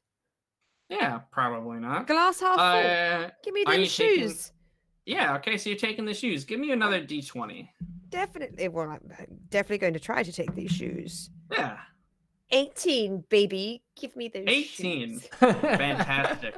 As you take the shoes, you have no issue getting them off, but you kind of get so the first shoe you take off, no problem. The second one that was kind of stuck on there a little bit more. And as you remove it, you're able to get most of it off, but half of the foot kind of breaks off and is in that shoe. Just kind of stuck in there. Can I just like hold it upside down and whack the top of it? Try to break that foot loose. Yeah, like getting a couple rocks out of your shoe. Yeah, Exactly. absolutely. Just, Yeah. but half a foot. Yeah, no problem. That half of a Foot loose, get out all the spider juice. Foot loose, get shoes. Mendax with fancy leather shoes. Good God. Yep, you're able to shake half of the foot out of this shoe. Yeah, and no problem. All right. Oh, they're not bad. They're fine. Never know when you might need them. So I'm going to put these shoes in my bag. Is there anything else? I mean, there's lots of bodies in here. Can we like search through some of the less rancid pockets? Yeah, you can absolutely do that. How far in are you gonna try to get into the pile of corpses? Or are you just doing like the outsides? Unless there's something that looks really good, like if there's, a really nice belt buckle or something up at the top. Okay. To keep all of these pants I'll be taking up. Okay. But if not, then I'll just stay to the outsides. Okay. Go ahead and roll me a d20. And then while you're doing that, call anything you would like to do in particular.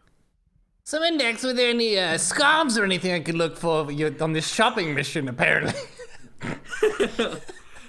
Every mission is a shopping mission when you have Mendax with you. Well, now that you mention it, I am short a very nice pashmina. Well, this shawl looks pretty nice. Oh my God. I'm in a battle trance and we're here taking shoes off mummies. I'm feeling rather impatient. Kenku only lived for about 35 years, so I'm kind of snap like... Okay, well, find the pashmina, we can go. What do you want from me? I rolled a 17 though. So do I find anything pretty, anything gold, any jewelry? Let's see. You rolled a 17, huh? Yeah, you are able to find a total of only about 4 coins, four gold coins. And you're able to find one silver ring that stands out. It's on one of the older corpses that are, super withered and decayed, almost like leather. But yeah, you can take that if you want. And when you do, go ahead and give me one more D20 roll. Oh, it's 16. Apparently, I'm just going down by ones. Okay, so this silver ring is more towards the center. So the whole sort of pile of dead bodies here, it's about we'll say 8 or 9 feet in diameter total. So it's quite a lot. You have to kind of reach in and almost climb up on top of a couple of them to get to that silver ring that's there. When you do, you're able to take the ring no problem, but the pile sort of shifts under your weight. Give me one dexterity save. Oh, that's good. That's good. 18 plus 5, 23. Okay, you are able to get that silver ring quickly and very nimbly sort of, you don't jump, because you know that if you were to make any really sudden forceful movement like that, this whole thing would just collapse. But you're able to sort of almost like roll off quickly enough that you evade sort of collapsing in with the pile of corpses that's there, as it has lost its stability, and several of the corpses underneath are just dust, essentially. So they're basically being held up by wishes. When that happens, though, Nigel, give me an Arcana. All right. Maybe get to use my knowledge while observing my friend, just sifting through a mound of corpses. Okay, but they're not going to use these things anymore, so somebody should. In their memory. It's the only way to honor them. I have somebody clean them before they use them as well. It's rather disgusting. That's a 3. A 4 is what we rolled. +5 for Arcana. Yeah, you are certainly well versed in the dealings of magic. You're not able to discern what it is exactly, but you feel the all too familiar magical tug of something located within this pile of corpses, near where that sort of collapse happened. Ooh. Speaking of shiny things, I sense some sort of magical force right in there. Since you don't mind getting your hands dirty, Mendax, if you want something of true value rather than just another pair of shoes, as much as I appreciate these lovely ones I'm wearing right now. Okay, thank you. If you don't mind, there's something maybe in there, but we're gonna need to move quite a few corpses to get to it, so we might have to get our hands dirty. Okay. I mean, I've already rolled in corpses, so you have a general sense that whatever it is that's sort of pulling you like this, it exists in like this eighth of a wedge of this area. You know that it's there somewhere. You don't know what exactly it is, but you have a good idea. You'll know it when you see it. Okay. Nigel, I find you've been trustworthy, and I think your instincts have been on point. And if you're saying that there's something of value in this mound, I'm very happy to go deeper into this mound for you. I appreciate it. I didn't prepare my unseen servant spell today. Otherwise, I would literally finally get to use that specifically so I don't have to touch these disgusting bodies. But it's Well, I mean, they look like they're fairly light. I mean, I'm happy to drag a bunch of them out myself. Cool. I'll kind of help from the side without getting my hands too dirty. I'll do whatever it takes to make this process go more quickly. Okay. Yeah, so you guys are essentially digging and sifting through broken husks of previous humans and dwarves and elves and all manner of different humanoid and animal too. And you do that for, let's say, about 2 minutes or so before Nigel, you get a strong sense that you're close to it, and you kind of use that to direct you. I mean, it leads you to a perfectly black sphere. It's like a almost made of glass, is what it looks like. And one of the one of the husks, its hand is sort of just holding it up. Well, not up, but is holding it. Didn't even want to let go of this even after death, hey? I'll see if I can knock it out of the hand with my wand. This is what we're looking for. Yeah. You sort of give it a couple of good pokes. And a few of the fingers snap, and yeah, this thing rolls onto the ground. Okay. I am going to inspect it without touching it closer, see if I can look up closely and get any idea of what it is. Do you have any of those nice owl feathers, Nigel? Indeed, I do. Isn't there a way that you could decipher some properties of this? It takes a very long time to cast that spell. And, it's, and don't you need a pearl? Oh, I mean, I've still got that pearl ring, of course. The wedding ring, remember, of that alchemist. I thought we gave that back. No, yeah, you gave that back to him. You two don't know that. Oh, that's right. They don't. That's true. I definitely didn't give that back with a moment of conscience. I still got it in my pocket. Yes, I'll cast it later when we're back at town. Yeah, obviously. Your explanation is it's gonna take too long, and you Yes. guys not knowing anything about magic, really, you go, oh, yeah, okay, Fair enough. that sounds about right. Yeah, Nigel, you're able to you go over to this. It's rolled sort of away from the pile of corpses is I guess the best way we can go about it. Yeah, it's just a perfectly sort of very, very onyx black, almost perfect sphere. This thing has no blemishes. It's got no nicks or nothing. If This we thing don't, is immaculate. if we don't want to touch it, I have an extra pair of pants we could wrap it up in. To take Yeah, it with us. I actually don't have any. I was gonna pick it up with a cloth or something, but yeah, I'll basically wrap it in those, and Yes. we can store it until we can identify it. Look how many times these things come in handy. I am just saying. I am just saying. All right, so do you want to hang on to that then? Mendax's Sure. mobile wardrobe has all kinds of practical applications. yeah. So Nigel, you take the pants, we'll say, from Mendax and carefully sort of maneuver and grab this orb. As you pick it up, you get a strange sort of feeling from your hands. It almost feels kind of cold. You feel a little bit drained. Almost a little bit of like a wave of fatigue kind of comes over you for a moment. It's not very long and it doesn't last.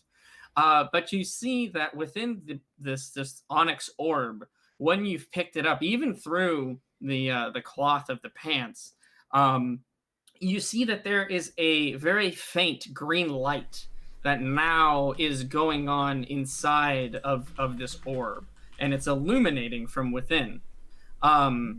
It doesn't necessarily fill you with dread or anything malicious, but you are concerned, right? Like whatever this thing is, you've kind of activated it in some way. And each of you give me a perception. Each of you hear this, but I want to see which of you can discern where it is first. 15. 9. Wait, no, 16, because I have +1. 16. 9. 12.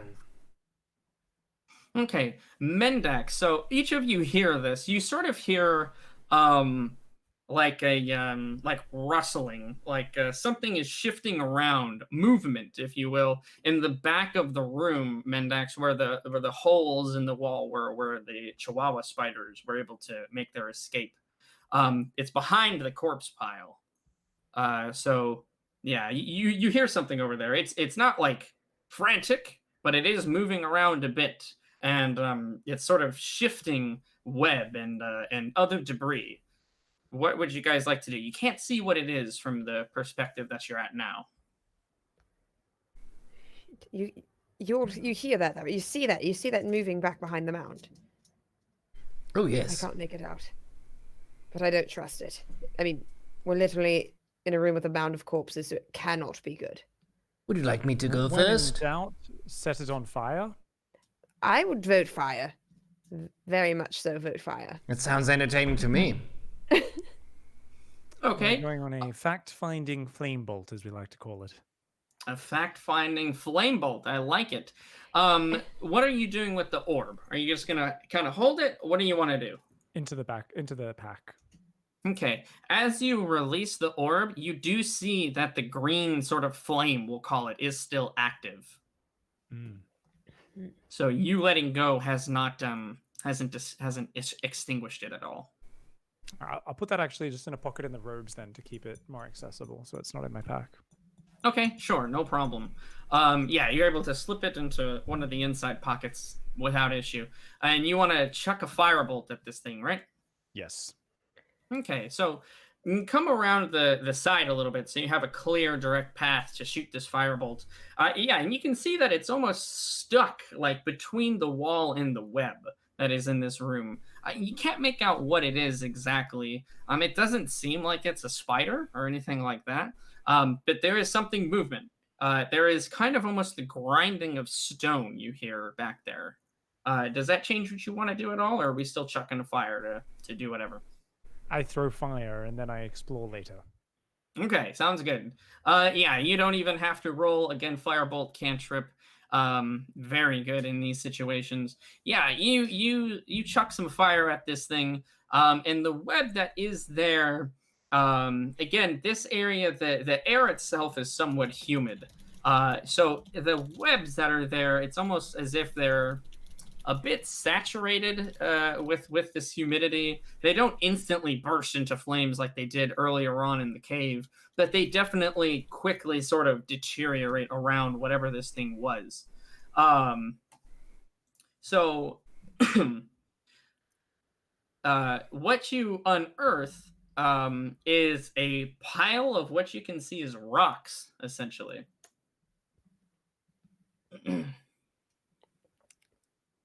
Huh. Let's go explore. Let's get a closer look. Okay, Mendak's call. Are you gonna follow Pig on this exploration? Absolutely. Yes. When I say let's go take a look, just to be clear, I don't lead, but I kind of go, let's take a look, shall we? It's the corporate way. It's let's go take a look, as in, I Carl, see. go over there and put yourself at risk. We'll see what happens. Exactly. I'll back you up, Carl. I draw my bow and I back Carl up. Okay, yes, sounds good. So you all cautiously shift your way over there. Carl, we'll say you go around the left side, and Mendax and Nigel, you both go around the right side. You're each cautiously approaching still this moving kind of pile of rocks. And you see that there is something underneath it, Nigel, that's sort of pinned to the ground. It itself is stone, but it's different than just random debris. This looks crafted. This looks like it's been shaped. It's a different material than the rocks that are in this cave.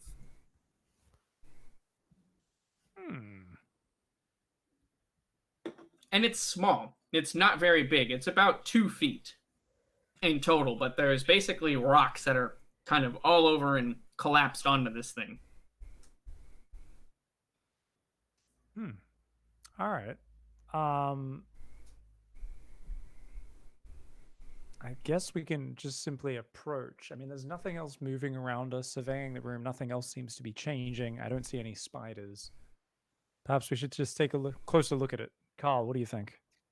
Well, I could remove the boulders and you could provide some cover. I can do that, absolutely. Very good. I would like to remove Okay. these boulders from the pinned thing. And I'm Okay. both ready. All right, so Nigel is ready with wand. Mendax is holding the bow out with arrow drawn, and Call is freeing whatever this thing is that's been pinned to the ground.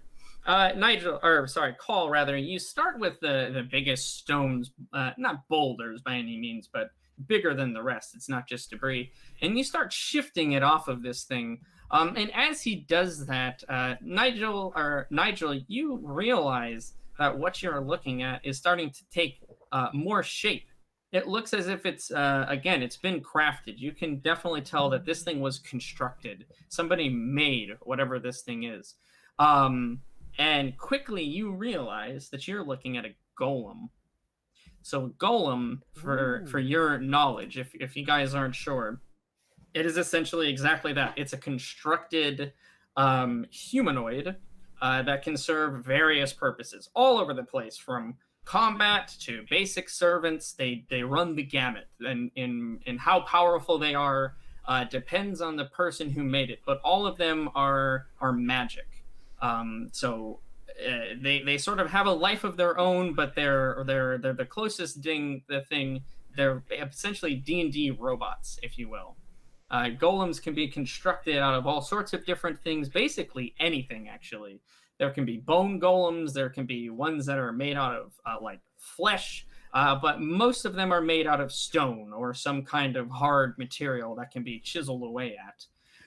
So quickly, Nigel, you see that whatever was underneath this, yeah, it's a golem. And it actually, once it gets enough of the rocks off, Call, it'll try to stand up on its own. Call, you have a better vantage point. You can see that this thing is about 2 feet tall or so, and it has like a circular, almost orb-like body, with like a square, we'll say, equivalent to a head. Its legs, for instance, are essentially 4 like pincers. They're almost triangular. They're not like flat feet. They're little points that go into the ground. And you can see that on its left side there is it's essentially missing what would be its arm, but on the right side there is essentially like a grabber. It's not like a fully articulate hand, but it has like some clamps that it can basically pick things up with, and it's trying to prop itself up with its one hand that's there, but it's failing to do so. It's off balance. A golem, and definitely not of the large variety sometimes used in warfare. This one does not look particularly dangerous at all. Looks like maybe it was some sort of assistant at some point. So we've got it free of the rocks now.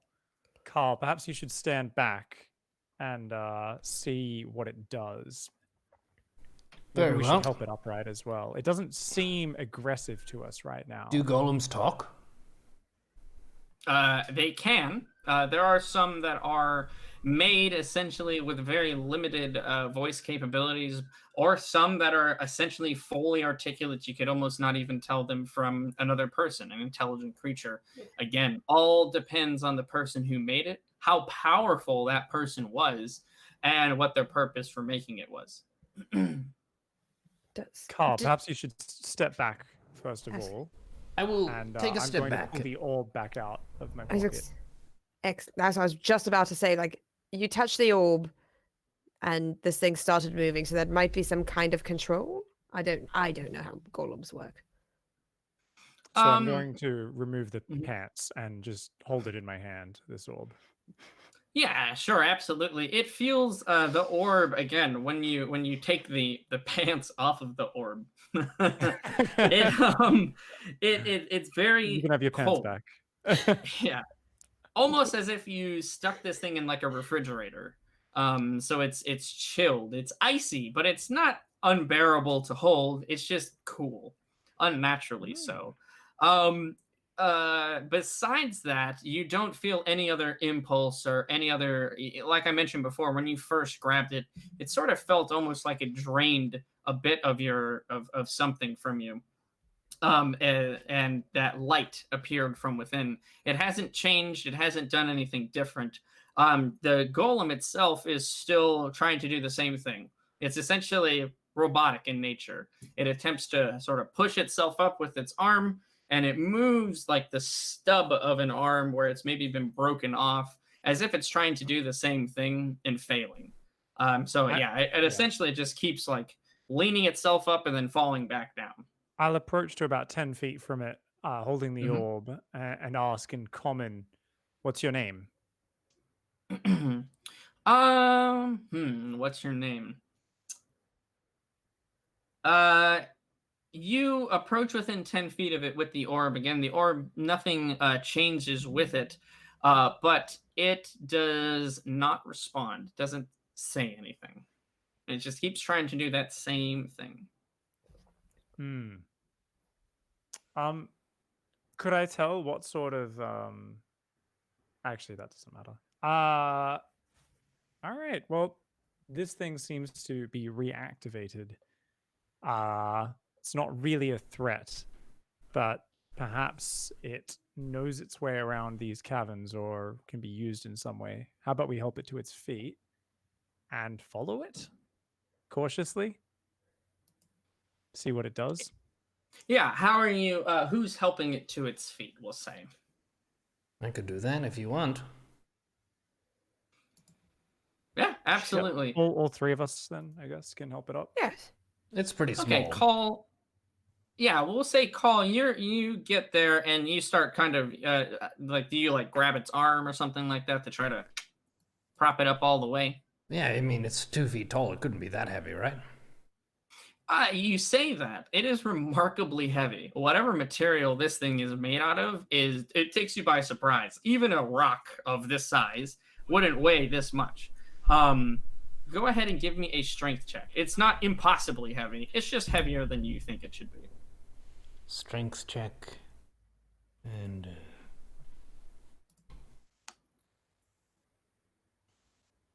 22. Okay, 22.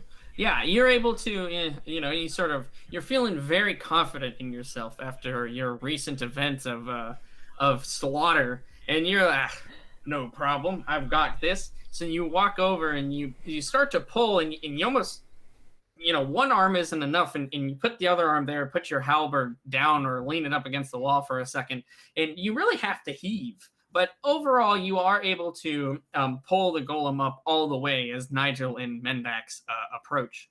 Yeah, and when you pull it up the rest of the way, any sort of remaining web or debris that was on it, the web sort of pulls off and flutters to the ground. There are some small rocks and stone and a lot of dust that is covering this thing. That begins to sort of circulate the air, and if it's light enough, or fall to the ground if it's heavy enough. But you're able to get a good look at this thing.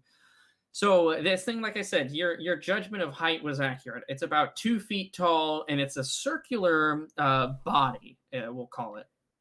It's very cool to the touch, and it's the color of like a dark, almost blackened sand that's been mixed with like a red clay. None of you guys are really familiar with, like minerals or things like that. So you're not exactly sure what it's made of. The head, though, that's on it is essentially like a square slab that's been just stuck onto the body. And in the like top middle of that square slab is one recessed orb, similar, Nigel, to the one that you have. There's a crack that's kind of going down one of the sides, and it's very dusty. But you can see even through the dust that there is that same green faint glow that's inside of that orb. Again, to remind you, there are those 4 sort of almost spider-like legs, just like little pincers that go into the ground, which keeps this thing stable. And as if like checking itself and almost running like a diagnostics, it begins to like move each of those legs and put it back down into the ground. It shuffles to the right, it shuffles to the left, and in each direction, and it like moves its arms in what you can assume is its full range of motion. And then once it's finished doing that, Nigel, it kind of just walks over slowly to you and just kind of stands there. You could say looking at you. It might just be looking at your direction. You can't tell if this thing is intelligent or not.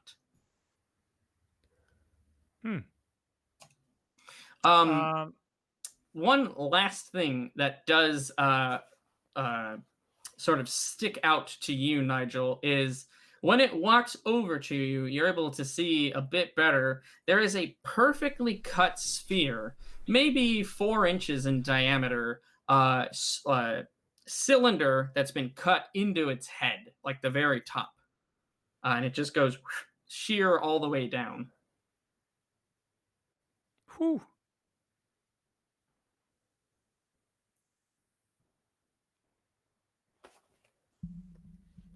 Oh, you're muted, Nigel. Oh, yeah. Sorry, you're muted, Nigel. Sorry. No worries. I'm going to see if the sphere I have fits into it without actually placing it in. I'm just going to kind of hold it over that cylinder and see if it looks like it's like just the right size. No, it's too big. Ah, it's too big. Okay. Mm-hmm. And because you said it looks like it's got one of the same orbs as like an eye almost, right? In the upper part of it. Does Yeah. it look like I could fit this into where the crack is as well, where the other one is, or? No. So the crack is running through the orb. It's almost like Okay. glass, right? Like if you tapped it with a hammer, maybe Right. it'll just did like one big crack. I'm gonna just peer into the cylindrical hole and see if I can get some torchlight in there. Okay, sure. Yeah, you're able to see like inside of this whatever has been carved out. And it goes down maybe we'll say not too far, maybe only about 6 inches or so. It doesn't go down into the spherical body. You can tell that it only is about half, not half of the head, but about maybe the distance and the height of its head. And inside, you see that there are sort of what's the best word for this?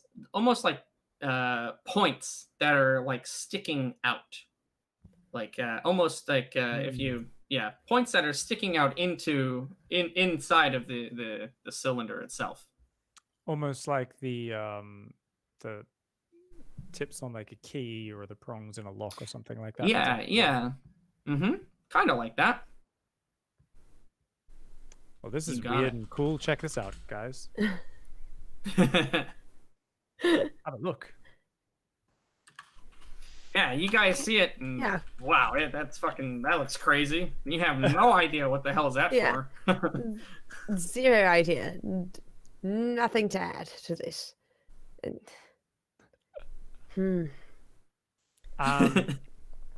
Now I'm going to step back and I'm going to go, what is your purpose?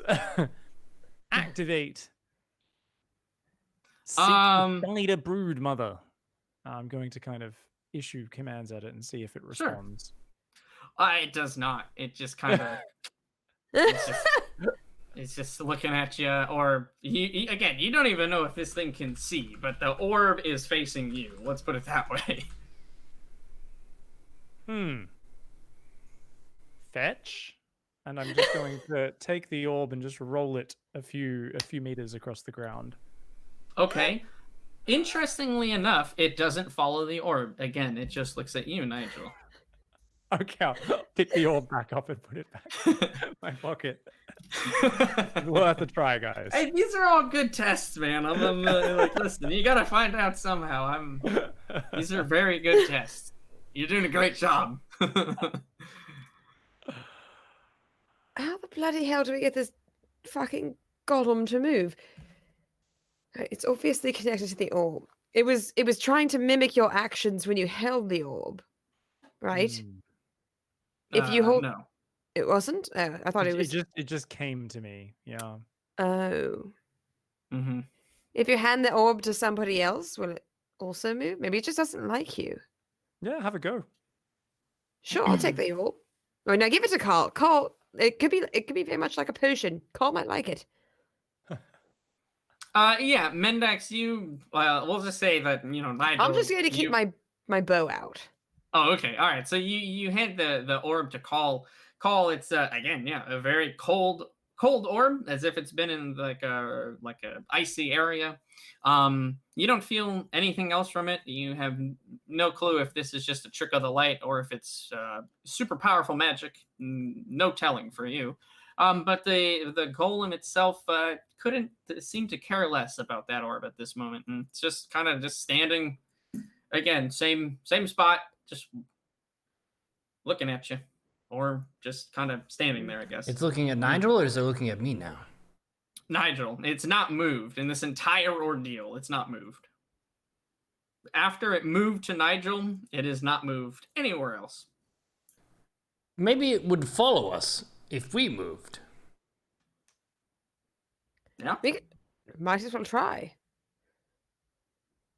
Okay, so you guys are gonna like just I don't know, walk like 5 feet that way or something. Yeah, we could take 10 paces away from it and see if it follows us. Yeah, as soon as you take a step, Nigel, it starts to shuffle and try to keep up with you. It's a bit slower than you are, but it's not like dreadfully slow by any means, but it does take a little bit of time. It's like a walking pace, we'll say. Like a slow saunter. It's like a little useless pet now. Should we name it? Golem useless? Oh my god. No, I'm just well, as of right this moment. But you never know. It's man. like a good pair of shoes. They always seem useless until they're not. That's true. Should we name Alright. it? I do think we should name it. It's going to be following us if we carry this orb. Yes, I have an idea. What if we What do named you it think? Goop? Goop the Golem. You know what? I was going to say it kind of looked like a goop. Yeah, you guys can call it whatever you want. Pig, as you seem to be, well, this thing's following you, so we'll leave it up to you. Let's say, what do you want to call it, Pig? You want to call it Goop? Just to clarify, so the crack is in just the orb. It's not in the orb that's in the, because it's like it's a big circle, so it's like the whole body is cracked, not at the little eye. No, Or is the it the little eye. The eye is cracked. Yeah. Oh, okay. Yeah. Um, The body is like But- scuffed, but it's not like Yeah. fuck, it's broken. It looks fine, but it's scuffed. well, little goop. I'll Okay. go and see if I can remove the eye from it, the sphere, the little identical glowing orb, because I want to try and replace it with this. Does it come out or dislodge easily, or No. To your you might as well be trying to dislodge. The sword from It the almost stone. seems like it's welded in there. It's stuck. just checking your power stone eyeball thing was doing good, Goop? All right, let's go. Follow us around this dungeon and let's see if you're good for anything. Okay. Yeah, it'll follow you wherever you go, Pig. Do you got a have the pet. orb, or does Neuro have the orb? I think Nero might still have it. Okay.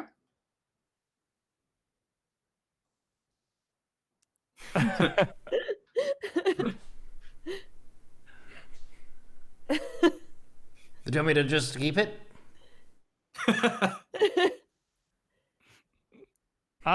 Yeah, you can have Yeah. one. Are you gonna take it back, or are you gonna? Actually, I let guess him since keep it? he is my pet, I should take responsibility for him and keep You his. did find Goop. You Yeah, I did You're- find Goop. You basically adopted him. You took in that little golem stray. He's your responsibility now. All right, I'll take it back. It's already in my inventory anyway, so thank you, Carl. There we go. Yeah. Goop will follow you around wherever you go, and it'll do its best to keep up with you. Oh, he's so cute. All right. Are there any clothes on the corpses that might fit Goop? It's 2 feet tall. No. Not Okay, really. fine. I just thought it'd be really adorable, but fine. Yeah, no. Are there any Unfortunately, there 2-foot there were no- spherical corpses. yeah, there are no. Not even spherical like a corpses. Well, An then accessory. the next time we come across a nice gnome, you could domestically forage their wares. And don't you think I won't? Oh goodness gracious. Okay, yeah. So you have acquired the goop with the golem, we'll say. Yeah. What do you guys want to do? Well, it seems like we've exhausted possibilities in this room. Nothing has attacked us, which is refreshing and different. Oh yeah, no, it's fine. But then By the all way, of a it sudden, turns out the floor reveals itself, and you're actually Yeah. standing on the back of a mountain-sized spider this whole time, and Oh, well, that's a good idea. I'm gonna write that down. Mountain-sized spider. I like it. I like it. Carl, maybe lead us back, and a new left may indeed lead us to this brood mother. okay, well then we can just exit, but then keep to the left, which would have been the previous right. Or left or rights, and rights or lefts, if there are enough lefts preceding the rights. Okay, so you guys, you exit the room again. It gets narrow at certain points, but Goop is able to make it through. And you head back into we'll say main room that this hallway was attached to. You can go back the way that you came, towards the front of the cave, or you can head deeper in. Which do you guys want to do? Just so I'm clear what you're planning. Let's go deeper. I'm assuming right? you're going deeper in the cave. Yes, we should go Let's go deeper. find this queen. All right. Indeed. Sounds fantastic. So you're back in that main room where again the humidity is much more intense. And you walk towards we'll say the back of the room where the other exit was at. And it almost it feels almost crazy how much it shifts between just the side, the front and the back of the room. It's now almost like the moisture is tangible. You can see the webs are clinging. There are some dew that's like clinging to it. The stone on the walls is a little slick. It's a little again, more dew that's clinging off of that. And there's moss that's on the ground. And there is a different sort of like mushrooms that begin to grow towards the back of this room and begin to line the hallway that's at the back as well. Are you okay to proceed forward through into that hallway? I think so. Do any of the mushrooms look interesting? Like we should gather them up as we walk? There are a lot of the mushrooms. They're pretty small.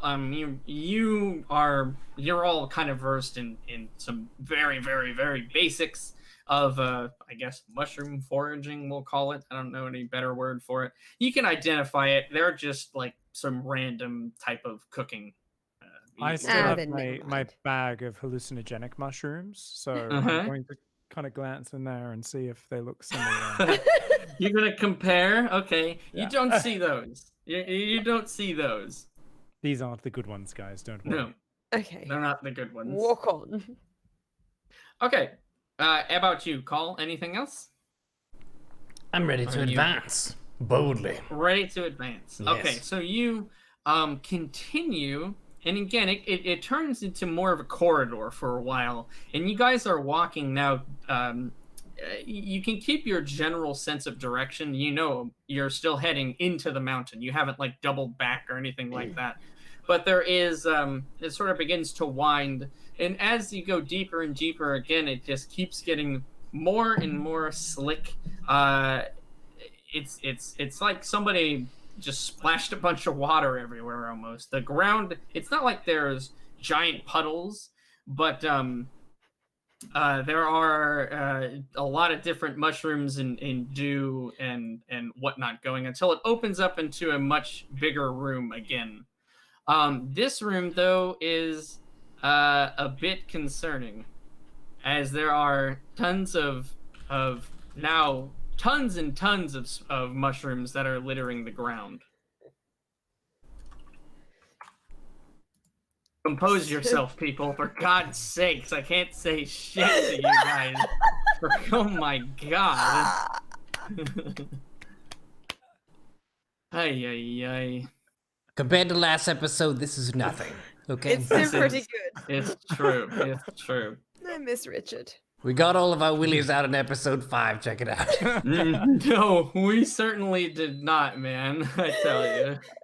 I feel like we've been pretty well behaved today. Yes. Relatively speaking, yes. Yes. So this is the mushroom count is increasing, and they are similarly uninteresting mushrooms. Oh my lord. No. These ones now, they are catching your eye a bit more. So, as you sort of peer into this room, you're not like, you're not just sprinting in, you're trying to be careful. You do see that there are several spiders shuffling around, which is what catches your gaze first. So you kind of back off. You don't proceed into the room further. You position the torches in such a way that you're not to draw attention with the light. And you peer in, and you can see it's shades of gray, but the mushrooms that are now on the ground they're a lot bigger than the ones that are that were lining the hallways that you are entering. And the spiders they're almost like it's like they're farming them or harvesting them. Well, if they're harvesting them, they must be good, huh? Good for something. Yeah, I mean, I don't know what the palace of spiders is like. I mean, Hmm. it seems like they also eat human flesh, so That's true. I mean, I've had some half-decent dog food as a child when I was starving, but I'm not quite sure spider forage would be nearly as edible. yeah, I don't know. Have you ever eaten spider? No, I have eaten raw stonefish, though, and it was a terrible decision. Mm-hmm. I think it's great. That is true. That is true. Carl, if you keep observing them, we'll say you observe them for a few minutes. This is certainly not spider-like behavior. Spiders are fairly simple creatures. They're good at spinning webs, they're good at capturing prey, and they're good at eating them. And that's about it. These ones are acting very strangely. And you actually see one spider in particular. So there's about 4 or 5 that are shuffling around this room. You see one spider in particular that all the spiders are kind of picking up one of them, like with their mandibles, I guess we could say, picking up a couple of the mushrooms off the ground, going over to this spider, and then shuffling back for more mushrooms. You can't see exactly what they are doing, but you know that they're coming back without the mushrooms.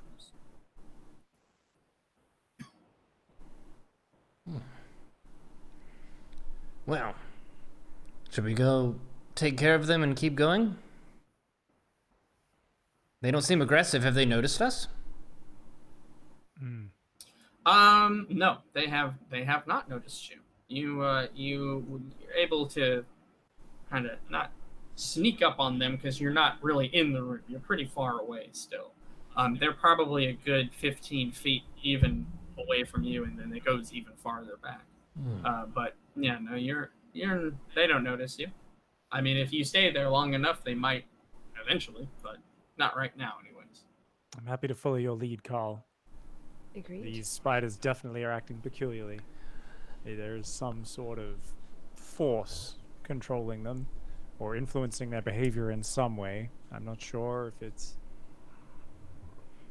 it seems too organized to be a mere addiction to some sort of special mutation of mushroom or anything like that. Perhaps magic, perhaps some other creature bewitching them. But we've got to find that brood mother. It has to be something. We've had the spider fingers on the back, which looked very suspicious. And now this. There's something more than just regular spiders here, for sure.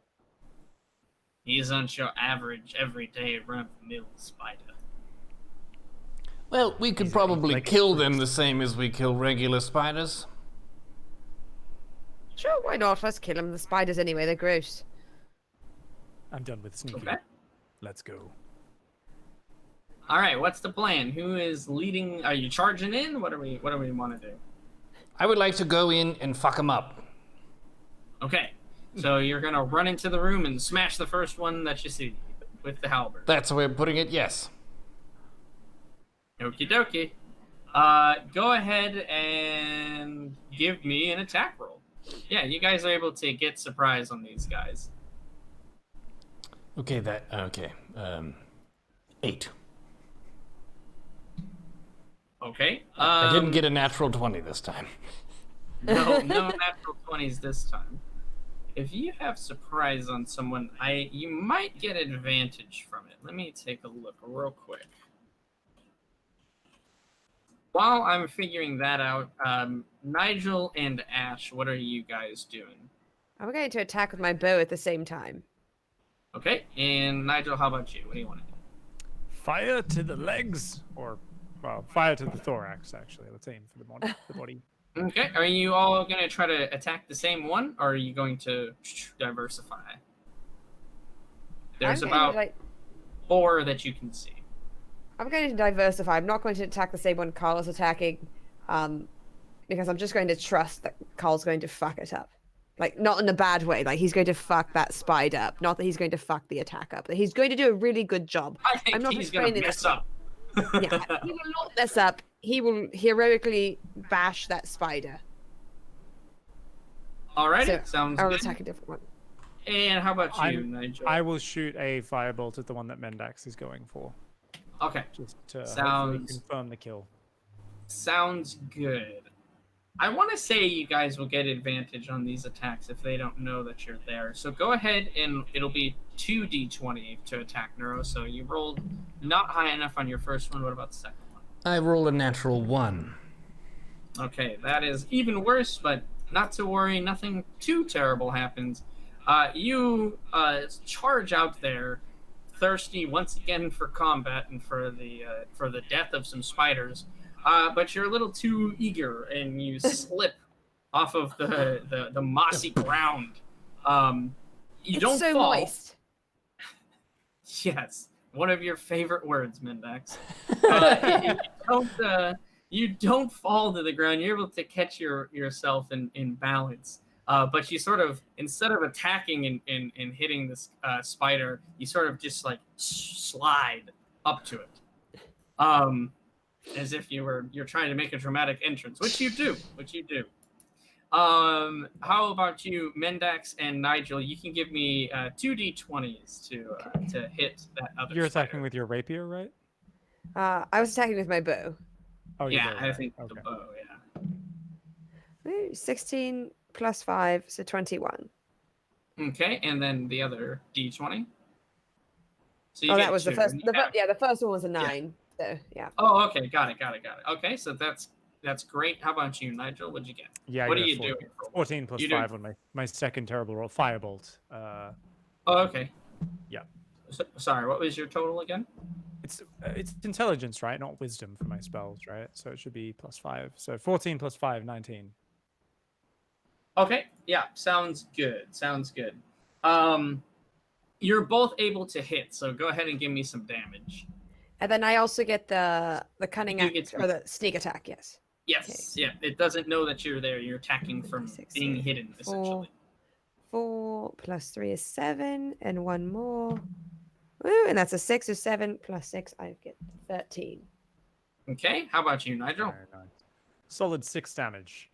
Not a bad Okay, so firebolt. 13 and 6, absolutely. Yeah, you guys, in tandem, sort of, as if you've practiced this before. It was just by happenstance, but the arrow and the firebolt kind of connect at the same time. And the spider sort of shuffles and freaks out. You can tell it doesn't have a great footing on the ground as well, as it is mossy. There's not a lot of web. But again, it doesn't fall over anything. It kind of just, you hear this almost scraping as it's trying to catch itself and balance. And all the spiders, they kind of let out this, I don't know, hiss. I don't really know what sound spiders make. Whatever sound they make, we'll say it's a hiss. And they turn towards all of you guys. And go ahead and roll initiative.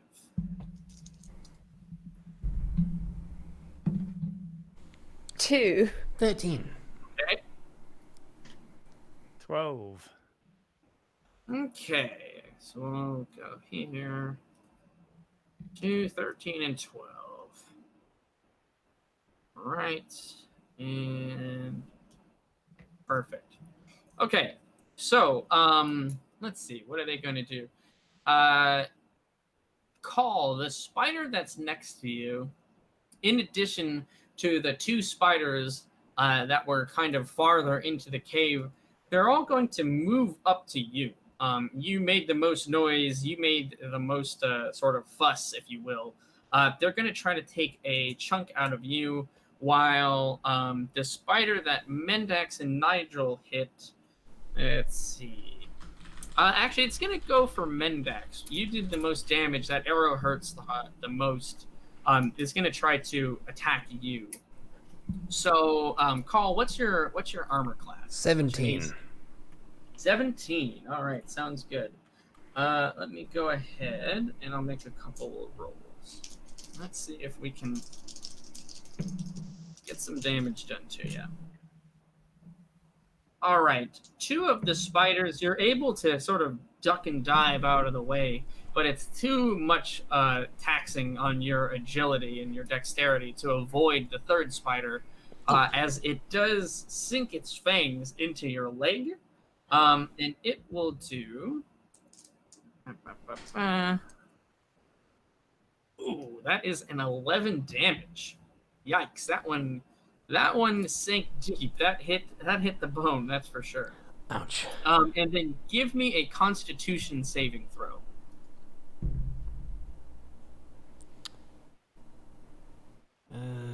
26. I got a natural 20. Okay, yeah. You feel the familiar sting and sort of rush of adrenaline as you can feel poison being injected into your leg. But you're able to overcome it and shake off this spider before too much enters your blood system, as you sort of kick it away with your other foot. I've had dwarven stout. This is nothing. Yeah. Let me just make this note here. So we'll say damage to that one. Okay, perfect. This spider that is now, it was able to close the distance between you, Mendax, very quickly. It regains its balance. It has, again, this arrow that's stuck into its back, and you can see where the firebolt rather singed like the hide of this monstrous creature. It does run up to you, Mendax, and it tries to attack you. What's your armor class? My armor class is 15. 15. Okay, you are able to avoid, however, the spider's bite as well as it sort of rears its fangs back. You're able to dodge out of the way pretty easily. In fact, it's slowed by having so much damage done to it, and having to lug itself all the way over here. Call, you are next up, my friend. You're staring down 3 spiders. One of them has already inflicted some damage to you. What are we doing? I would like to strike back at the one that bit me.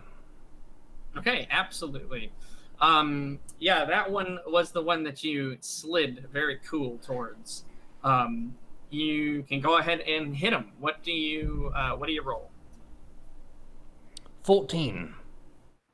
14. That is definitely enough to hit this guy. Go ahead and roll me some damage. 7 plus 3 is 10, plus 1 for the sharpen is 11. All right, you do 11 damage to this guy. I like it. All right, yeah, you bring the halberd down on this, and you're able to actually chop off 2 of its legs. Again, this spider now is sort of freaking out, almost convulsing, as the ichor sprays out of the stumps of those 2 legs.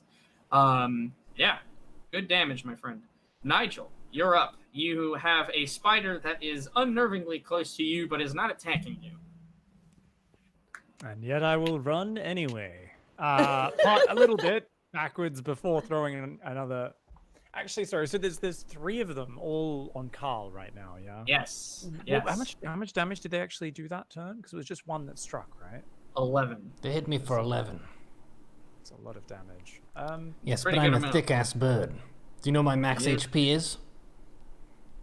How 32. much? That's pretty goddamn thick. Oh, yes. I'm just feeling warmed up now. There's a lot of muscle on those avian bones.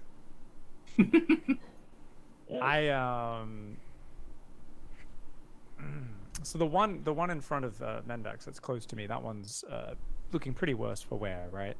Mm-hmm. Yeah, I mean it's slowed. I mean, it doesn't look good. We hit that thing for like 19 damage, so. Mm-hmm. It was I'm- quite I a bit just- of damage. I'll just flame bolt it for now, and so Okay. I'll run back about 15 yards, flame bolt it. I want to make sure I'm still close enough, so if I need to run forwards, I'll still be within 30 yards of Carl. Okay, in if you case were I to need to run go, up to help. yeah, we'll say if you were to go 15 feet back in the hallway, you wouldn't quite be able to see everything. You could maybe go about 5 feet back, and you would have essentially be like yourself and then Mendax and the spider. But 15 is a little too far to run back. You could go into the room that far. Up to you. Okay, cool. So I'll just kind of back off to the side like 5 feet or so, and then I'll flame bolt this one that's engaging Mendax right now. Okay, sounds good. Go Mhm. ahead and roll it, Yeah. my friend. Cool. All right, we got ourselves a 6 plus 5, 11. 11. That is not going to be enough to hit this guy, unfortunately. Well, I take it back here. So the firebolt, you are able to strike the spider, but whether it's just because of the haste at which you had to cast it, or if you're starting to feel a little fatigued, it sort of dissipates and it doesn't quite do any damage to it. Damn it. That's me. Sorry, bud. Okay, with that, we will move on to Mendax. Mendax, you have a spider that just tried to hurt you. Right, For what a lack of a shame. better word. I'd love to stab at it with my rapier. Very much Okay. would love to stab at it. Sure. You can do that. You can quickly just kind of drop your bow to the side and sacrifice your move action to take out the old sword. Yes, I would like that very much. Okay, go ahead and give me an attack roll. That's 12. 12 total? Yeah, 12 total. Okay, that unfortunately is also not going to be enough. As if by some act of God, this spider just really, really wants to live, is able to narrowly duck away from the stab of the rapier, and your attack goes wide. Unfortunately, yeah, darn it. I get an extra movement though, right? Yes, so you can take that. That's your cunning action. Keep in mind, so you can use that to disengage as well, which is you can move out of melee combat without taking a free attack from that spider. Right. You can use it for other things like to dash, but if you were to dash, which you could totally do, it will get a free attack against you. But then you would get your full movement. No, I would like to just disengage, but still keep myself between it and Nigel. Okay, sure. So you back up into the hallway, we'll call it a bit more, but you're still in front of Nigel, but you're both about 5 feet back. Right. If it's going to attack anyone, I want it to hit me first. So, but I don't want to make it easy. Very selfless of you. Sounds good. I'm good to my friends. I like to think. Yeah. That's up to your friends, I guess. All right. The spiders are wanting to exact their revenge. Call, you are still facing down 3 of these mamma jammas. Let's see how easily you're able to dodge this time. 17 One armor more class. time. 17 armor thank you. class. Once again, able to duck and dodge out of the way of one of them. The other one tries to sink its fangs into your side, but it isn't able to pierce like the tough, I guess, matted feathers that you have. The third one does not actually try to bite you. It actually turns around and it tries to web you. It tries to essentially spray out some web at you real fast. Go ahead and let's see what I can get. Yeah, so that web, it's going to start clinging to you as you are now you're not encased fully, but you are, your movement is impeded. Your actions are limited. Your motion is a little bit restricted as this web is now sort of spraying on the side of you. And let's go to the spider that is attacking you, Mendax. It is going to try to work its way into the hallway, into the corridor. And yeah, it is going to have enough energy left to try to bite you, and it does succeed this time. You sort of backed yourself into a corner. Not really any way to dodge out of the way of this one, and it is going to do looks like 8 damage to you, Mendax. And give me a Constitution save as you feel a similar rush of adrenaline and poison being kind of injected into your leg. Oh, they got 21, 19 plus 2. Okay, you as well are able to stave off the effects as you snap back to your senses and again push this thing off of you. But it does leave a nasty bite mark. Where did it bite me? We're getting On your touched up. leg. My leg. Okay. Ow. Yeah. Colin, you have this web. Go ahead and you can take your action to try and break free of this web. And what that would be is a strength check. But if I were to go into a Birdbarian rage, then I would have advantage on all strength checks. This is true. Well, It's pretty enraging, I think, when someone shoots a bunch of spiderwebs on your face. So. Especially out of their butt. I will say, but I've had about enough of this shit. And I would like to rage! Carl, the thick-ass bird, gonna get this spiderweb off with a strength check. Yeah, give me the strength check. Give me the roll, my friend.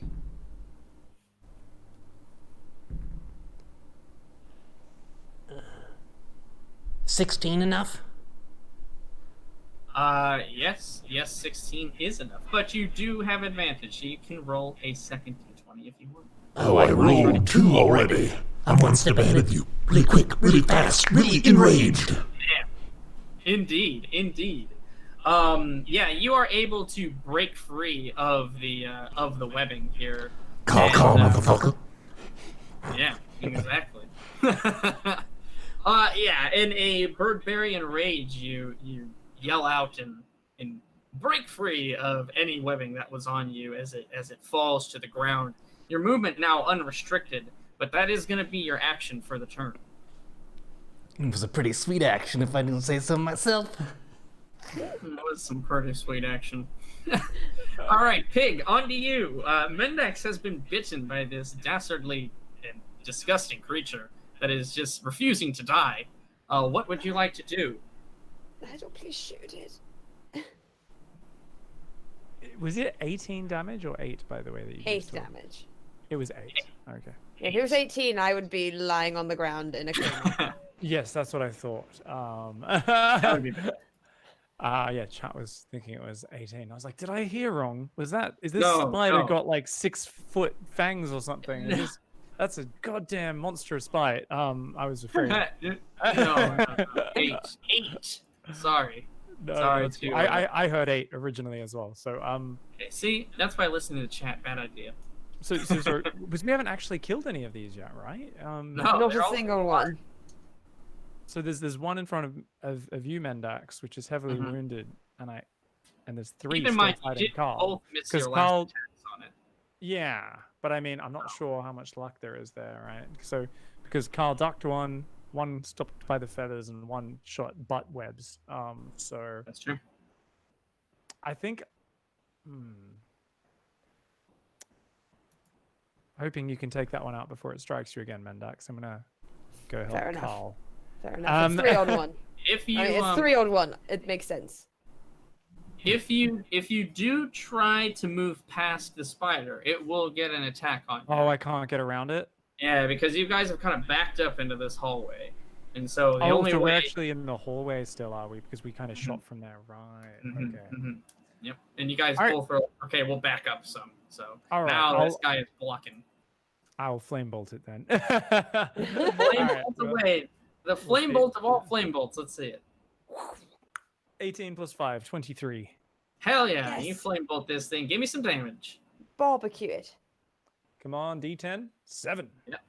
7. Perfect. In an explosion of flame, this flame bolt smacks the spider rather in its face, and you can hear the popping of its many eyes as the heat singes it, and this thing falls to the ground. It has been slinked.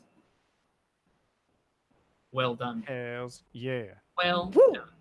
Now let's help our bird friend before he gets swamped. Absolutely. Indeed. We're coming, Carl! Took us a couple turns to take out one spider. You do still have your movement, Nigel. You can move after that if you want to. I mean, I'll move to just inside the chamber, just so I'm not blocking Mendax, so she can go past. But I'm not going to go much closer than that. Okay, yeah, sure. Yeah, you move off to the side. As you do, Goop kind of, again, just sort of trundles along after you and follows you into the room. Good old Goop. Yep, he's loyal and reliable, that's for sure. Mendax, your turn. Nigel has dispatched the spider that was plaguing both of you. What would you like to do? Perfect. It lays Okay. dead at your feet. So I'm still in range of the spiders attacking Carl with my short bow, correct? Oh yeah, for sure. You have plenty of range to hit those. And since they're actively engaged with him, that would get me an extra sneak attack if I were to hit one. Yeah, I mean it just gets you your regular sneak attack if that's what you mean by extra. Yeah, sorry. Yes. You just give me the sneak attack. Okay, then I'd like to do that. I'd like to shoot it at the one that's most wounded with my bow. Actually, I'm gonna shoot at the butt spraying one. Okay, sure. You That see was, one that was is, just very rude. I don't like the disrespect it showed my friend. If spiders could look pleased with themselves, that one is. So you want to knock them That's a down a few pegs. Smug little butt spraying shit. I'd like to shoot it with an arrow. Yeah, go for it. Go ahead and give me 2d20. You have advantage. So he's engaged. Ooh. 19 plus 5. That's a 24. I don't think I'm getting better than that. Nope, because I got a 17, so 24. Okay, 24. Absolutely. That's going to be more than enough to hit that. Go ahead and give me some damage with sneak attack. All right, 1d6 plus 3. 1. So that's a 4, and then an extra 1, and a 3, so a 7. Okay, 7 total. Let me just note that down here. Absolutely. Any movement you want to make after shooting the bow? Yes, I'd like to move further into the cavern, just so it keeps me again in between the spiders and Nigel. Okay, sounds good. And you technically do have your cunning action. You could move again if you want to. But no, you have like 60 feet of movement you can do in a turn. Yeah. No, I don't think I need to move again now, so I'll leave it. Okay, sounds good. Yeah, you guys are sort of now in like this mushroom area. There's mushrooms all around your feet. You're breaking them up as you're running and walking around. But yeah, you get a sense now of exactly how littered this room is with this fungus, essentially. Oh, and I think my headset just died, so I'm gonna use my other one here. We'll go ahead and move to the spiders' turns. Let me see what they want to do. So there's the 2. There's the 3 that are around Call. 2 of them are going to try to attack you again, Neuro, but one of them now is going to move towards Mendax, who has just shot an arrow into its side. As that one moves, Call, you do get an attack of I opportunity. was aiming for the butt. Well, then I'd like to take the opportunity to fuck him up. Do it, my friend. Let me see. Let us see the damage. Alright, do I roll to hit first? Yes, but of course. 24. That is a roll to hit, absolutely. Okay. Yeah, do some damage, and don't forget you're raging right now, so give me that extra damage. Okay. 7 plus 3 is 10, plus 2 for being in a rage is 12, plus 1 for the nice sharpening that was done. 13. Very nice. Very nice. Okay, so yeah, you are able to you're able to cleave into the side of the of that spider that is now moving towards Mendax, but it falters a bit. You're not able to take it down completely, but you have set it back a couple paces. It does make it over to Mendax though to attack you, and Call, you are distracted now by the two that are trying to do some damage to you. Both of which, though, once again, these guys are not having a very easy time doing any sort of attacks against you, even with reaching out and doing so much damage to that one spider. You're still able to expertly dodge one of the other spiders and then block with with your halberd the other one that's trying to bite you as well. Mendax, there is another severely wounded spider that is now walking towards you, and it tries to do what you can assume is a bite, but it seems like it's half-hearted.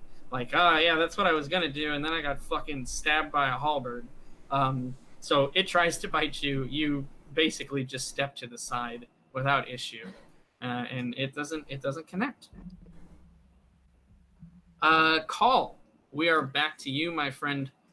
Tell me, what are you doing? In glorious rage-filled bird fashion, I would like to smack another one of them with my large halberd. Okay.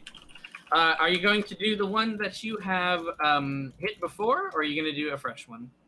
I'm gonna finish off the one I've been working on. All right, let's see it. Give me some rolls. All right. It's 9. That is not going to be enough. As if it's almost too much rage coursing through your veins, you lose sight of your target, and you slam the halberd into the ground.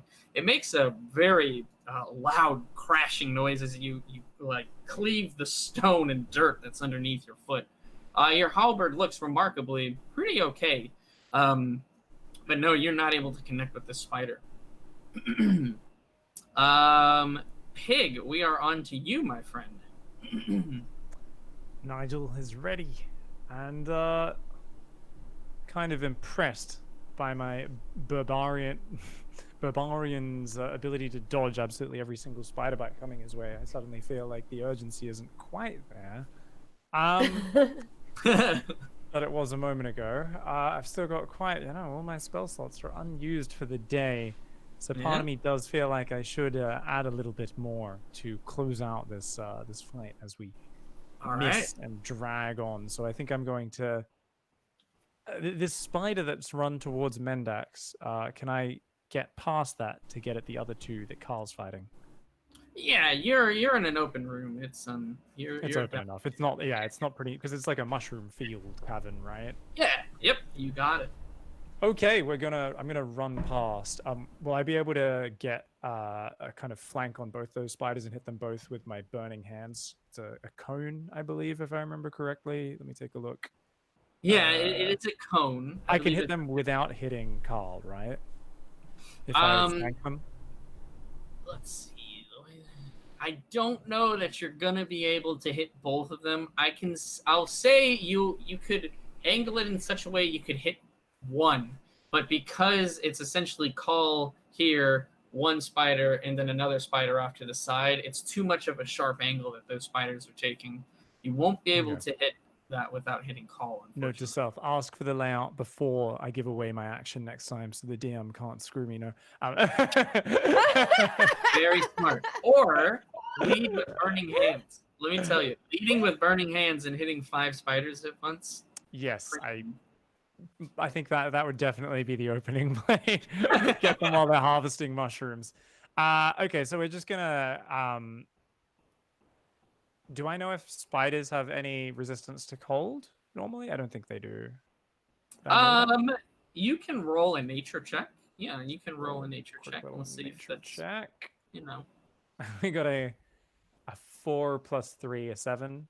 So I mean, there's nothing in your, we'll say, memory banks that says, "Oh yeah, they're immune to cold, or they're especially good at it." Yeah. But Well, if somebody yeah. claimed to be a nature expert and said, "Oh yeah, they're really good at cold," you'd probably believe them.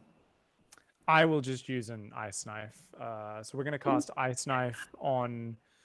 We'll actually just clear up the one that's going for Mendax first, and then we can both help Carl after that. So we're gonna ice knife that one. So that's creative shard of ice. I fling it at one creature within range, and basically it takes 1d10 piercing damage, and then it explodes, and it has to have a dex save, or it takes 2d6 cold damage. So it's a big explosion. Another reason why I can't use it on the other two, actually, or it would hit Carl as well, probably. So do I need to roll for that, or how do we? Yeah, so it's a ranged spell attack against just the exact same as a cantrip, right? As a firebolt in terms of yes, it would be indeed. I've cast so few combat spells. We've been spamming firebolts this whole campaign so far. I've used like 1 burning hands and about 57 firebolts. So that's 6 + 5, 11. Okay. As you sort of raise your wand and you practice the movements so many times to do ice knife, you finish that and you feel the surge of energy kind of rise up that creates form to your spells. It's almost like an extension of your will, right? And it's essentially how these things form. You feel that, but nothing happens. The shard of ice that's there, it's almost as if you ran, you're out of fuel in a sense. And it's really strange. You've never encountered this before, but it's the same feeling you've had when you've tried to overexert yourself and cast a spell that you didn't have a slot for. And your mind now goes back to the orb that you picked up and that fatigue that you felt. And you almost feel as if one of your spell slots that you used was transferred and used to power this orb. So as you go, nothing happens. You're not able to cast that spell right now. So we'll just say that one of your spell slots is used. Okay, I've got 1 used spell slot. So that kind of caught me by surprise. So I've only got 2 spell slots left. Okay. Yes, but now it's sort of clicking together.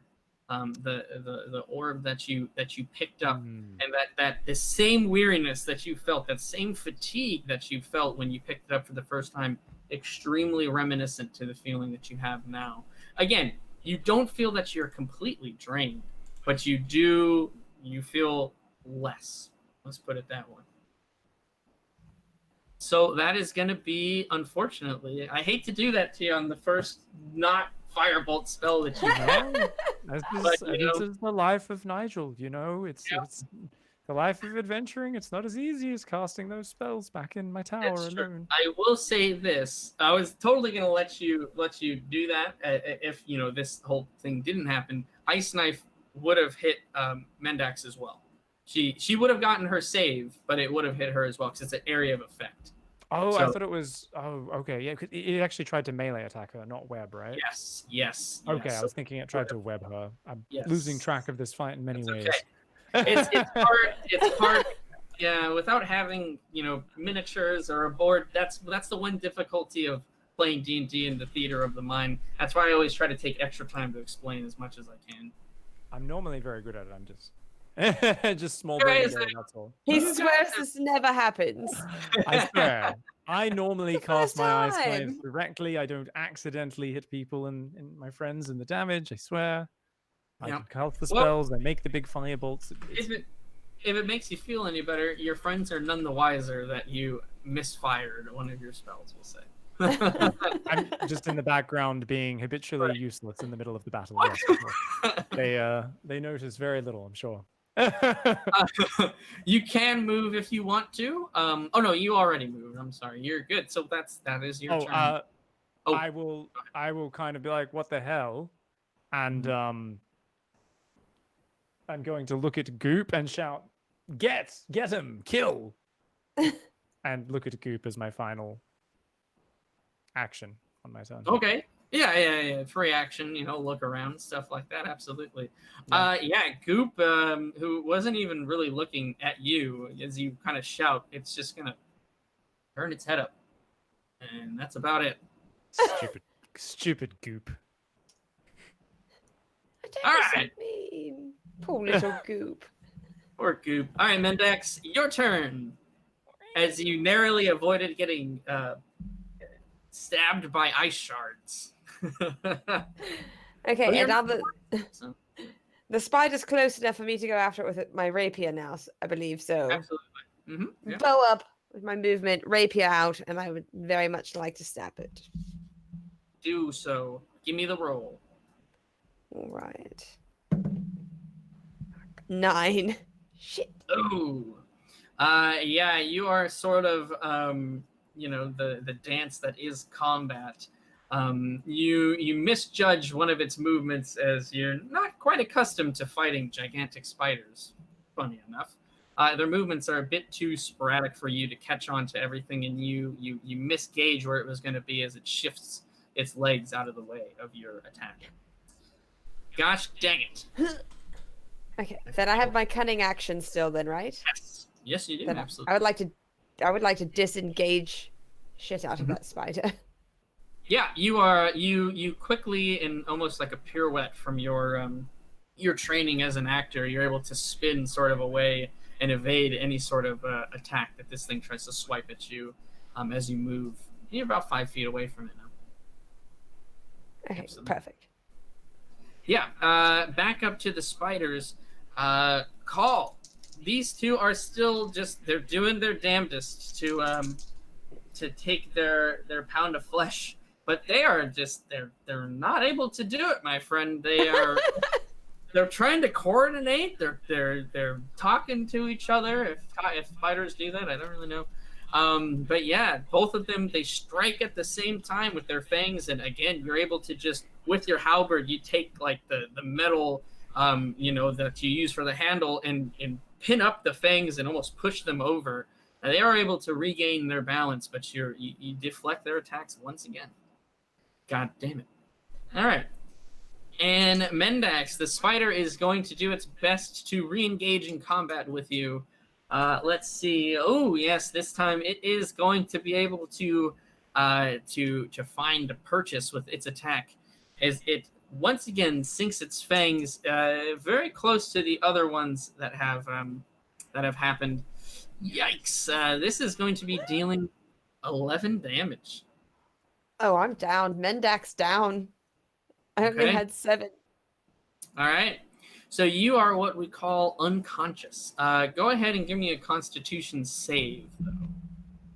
Let's see if your fortitude is enough to withstand against the poison. 15. Okay, you are essentially unconscious right now, but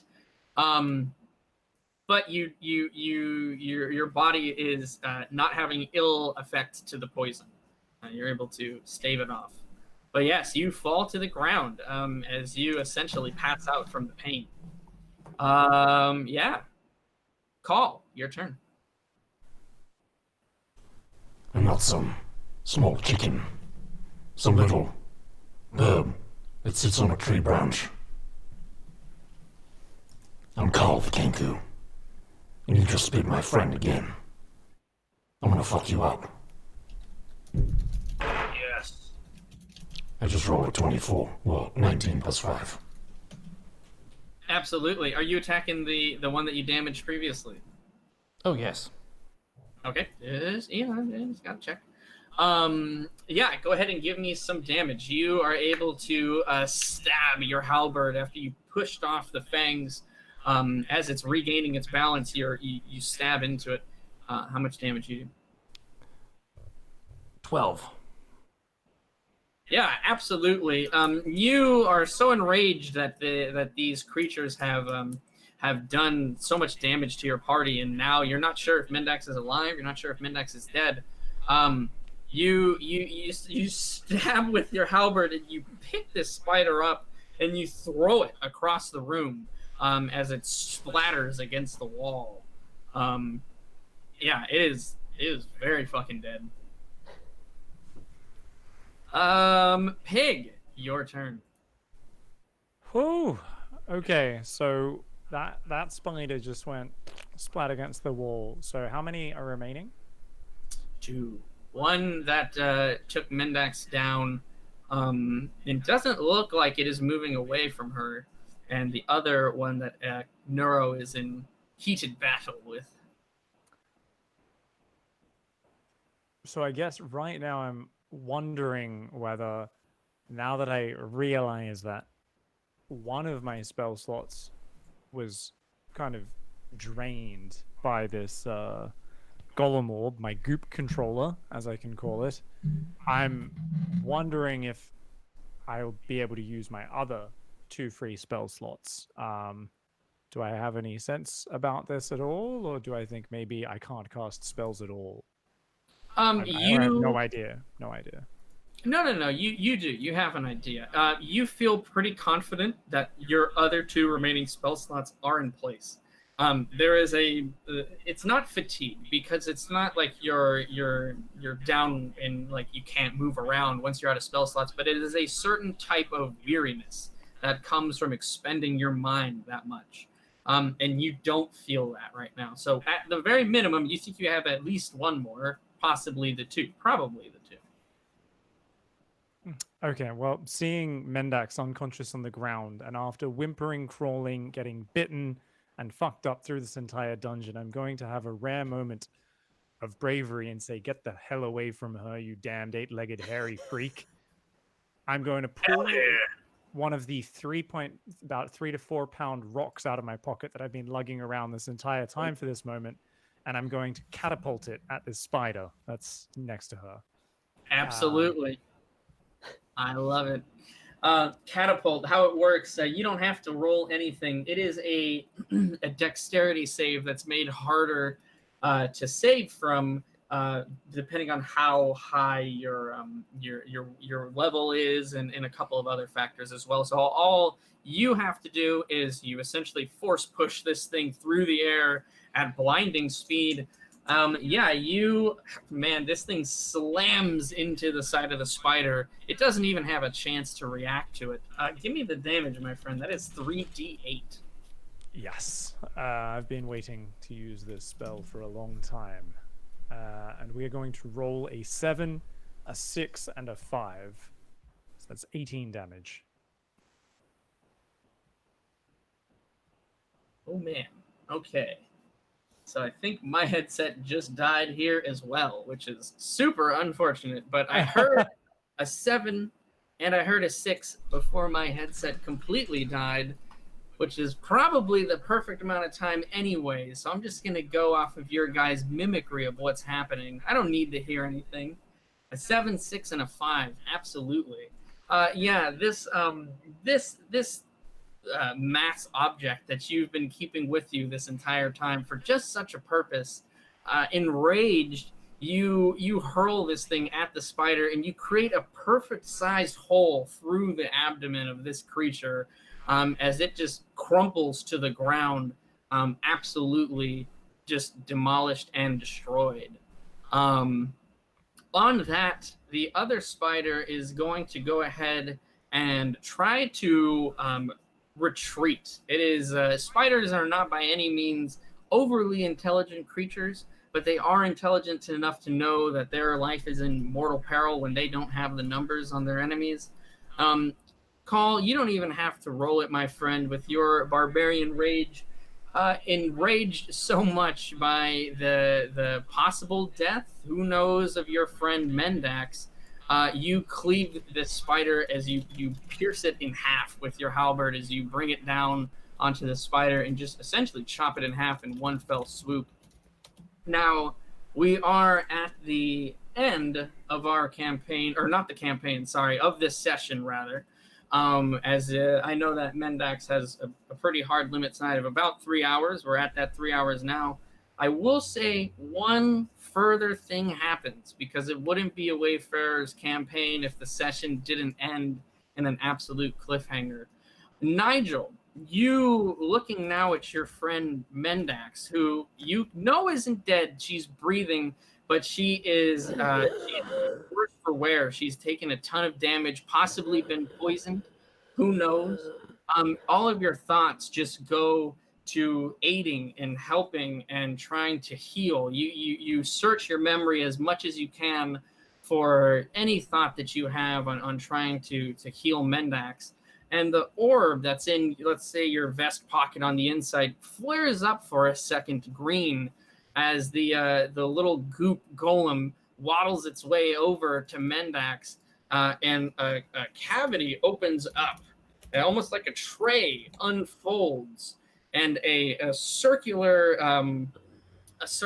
tube is being held among these rows of like little, like almost like a spice rack, you could think of it, but there is a tube that's there. There's several that are broken, but this one is complete. And Goop grabs that and he puts it into the top of its head and he clicks it into place. And all you hear is sort of this rhythmic humming and very shitty music. It sounds something like beep up, oh up, beep bop, beep wop bop bop. And it starts to glow green for a moment. And Mendax, you feel yourself healed and rejuvenated for 8 points of damage. And we'll go ahead and end it there for the night. And I can't hear what the fuck you guys are saying, so I hope you had a fun time. Well then, ladies and gentlemen, it seems as though Mendax has stabilized, but Apoptosis' headphones have not. Tune in next time, not next Thursday, but the Thursday after that. We do this every other week. We appreciate you being here very much, and we hope you'll come back again to find out if we can find the big spider in this dangerous dungeon. See you next time.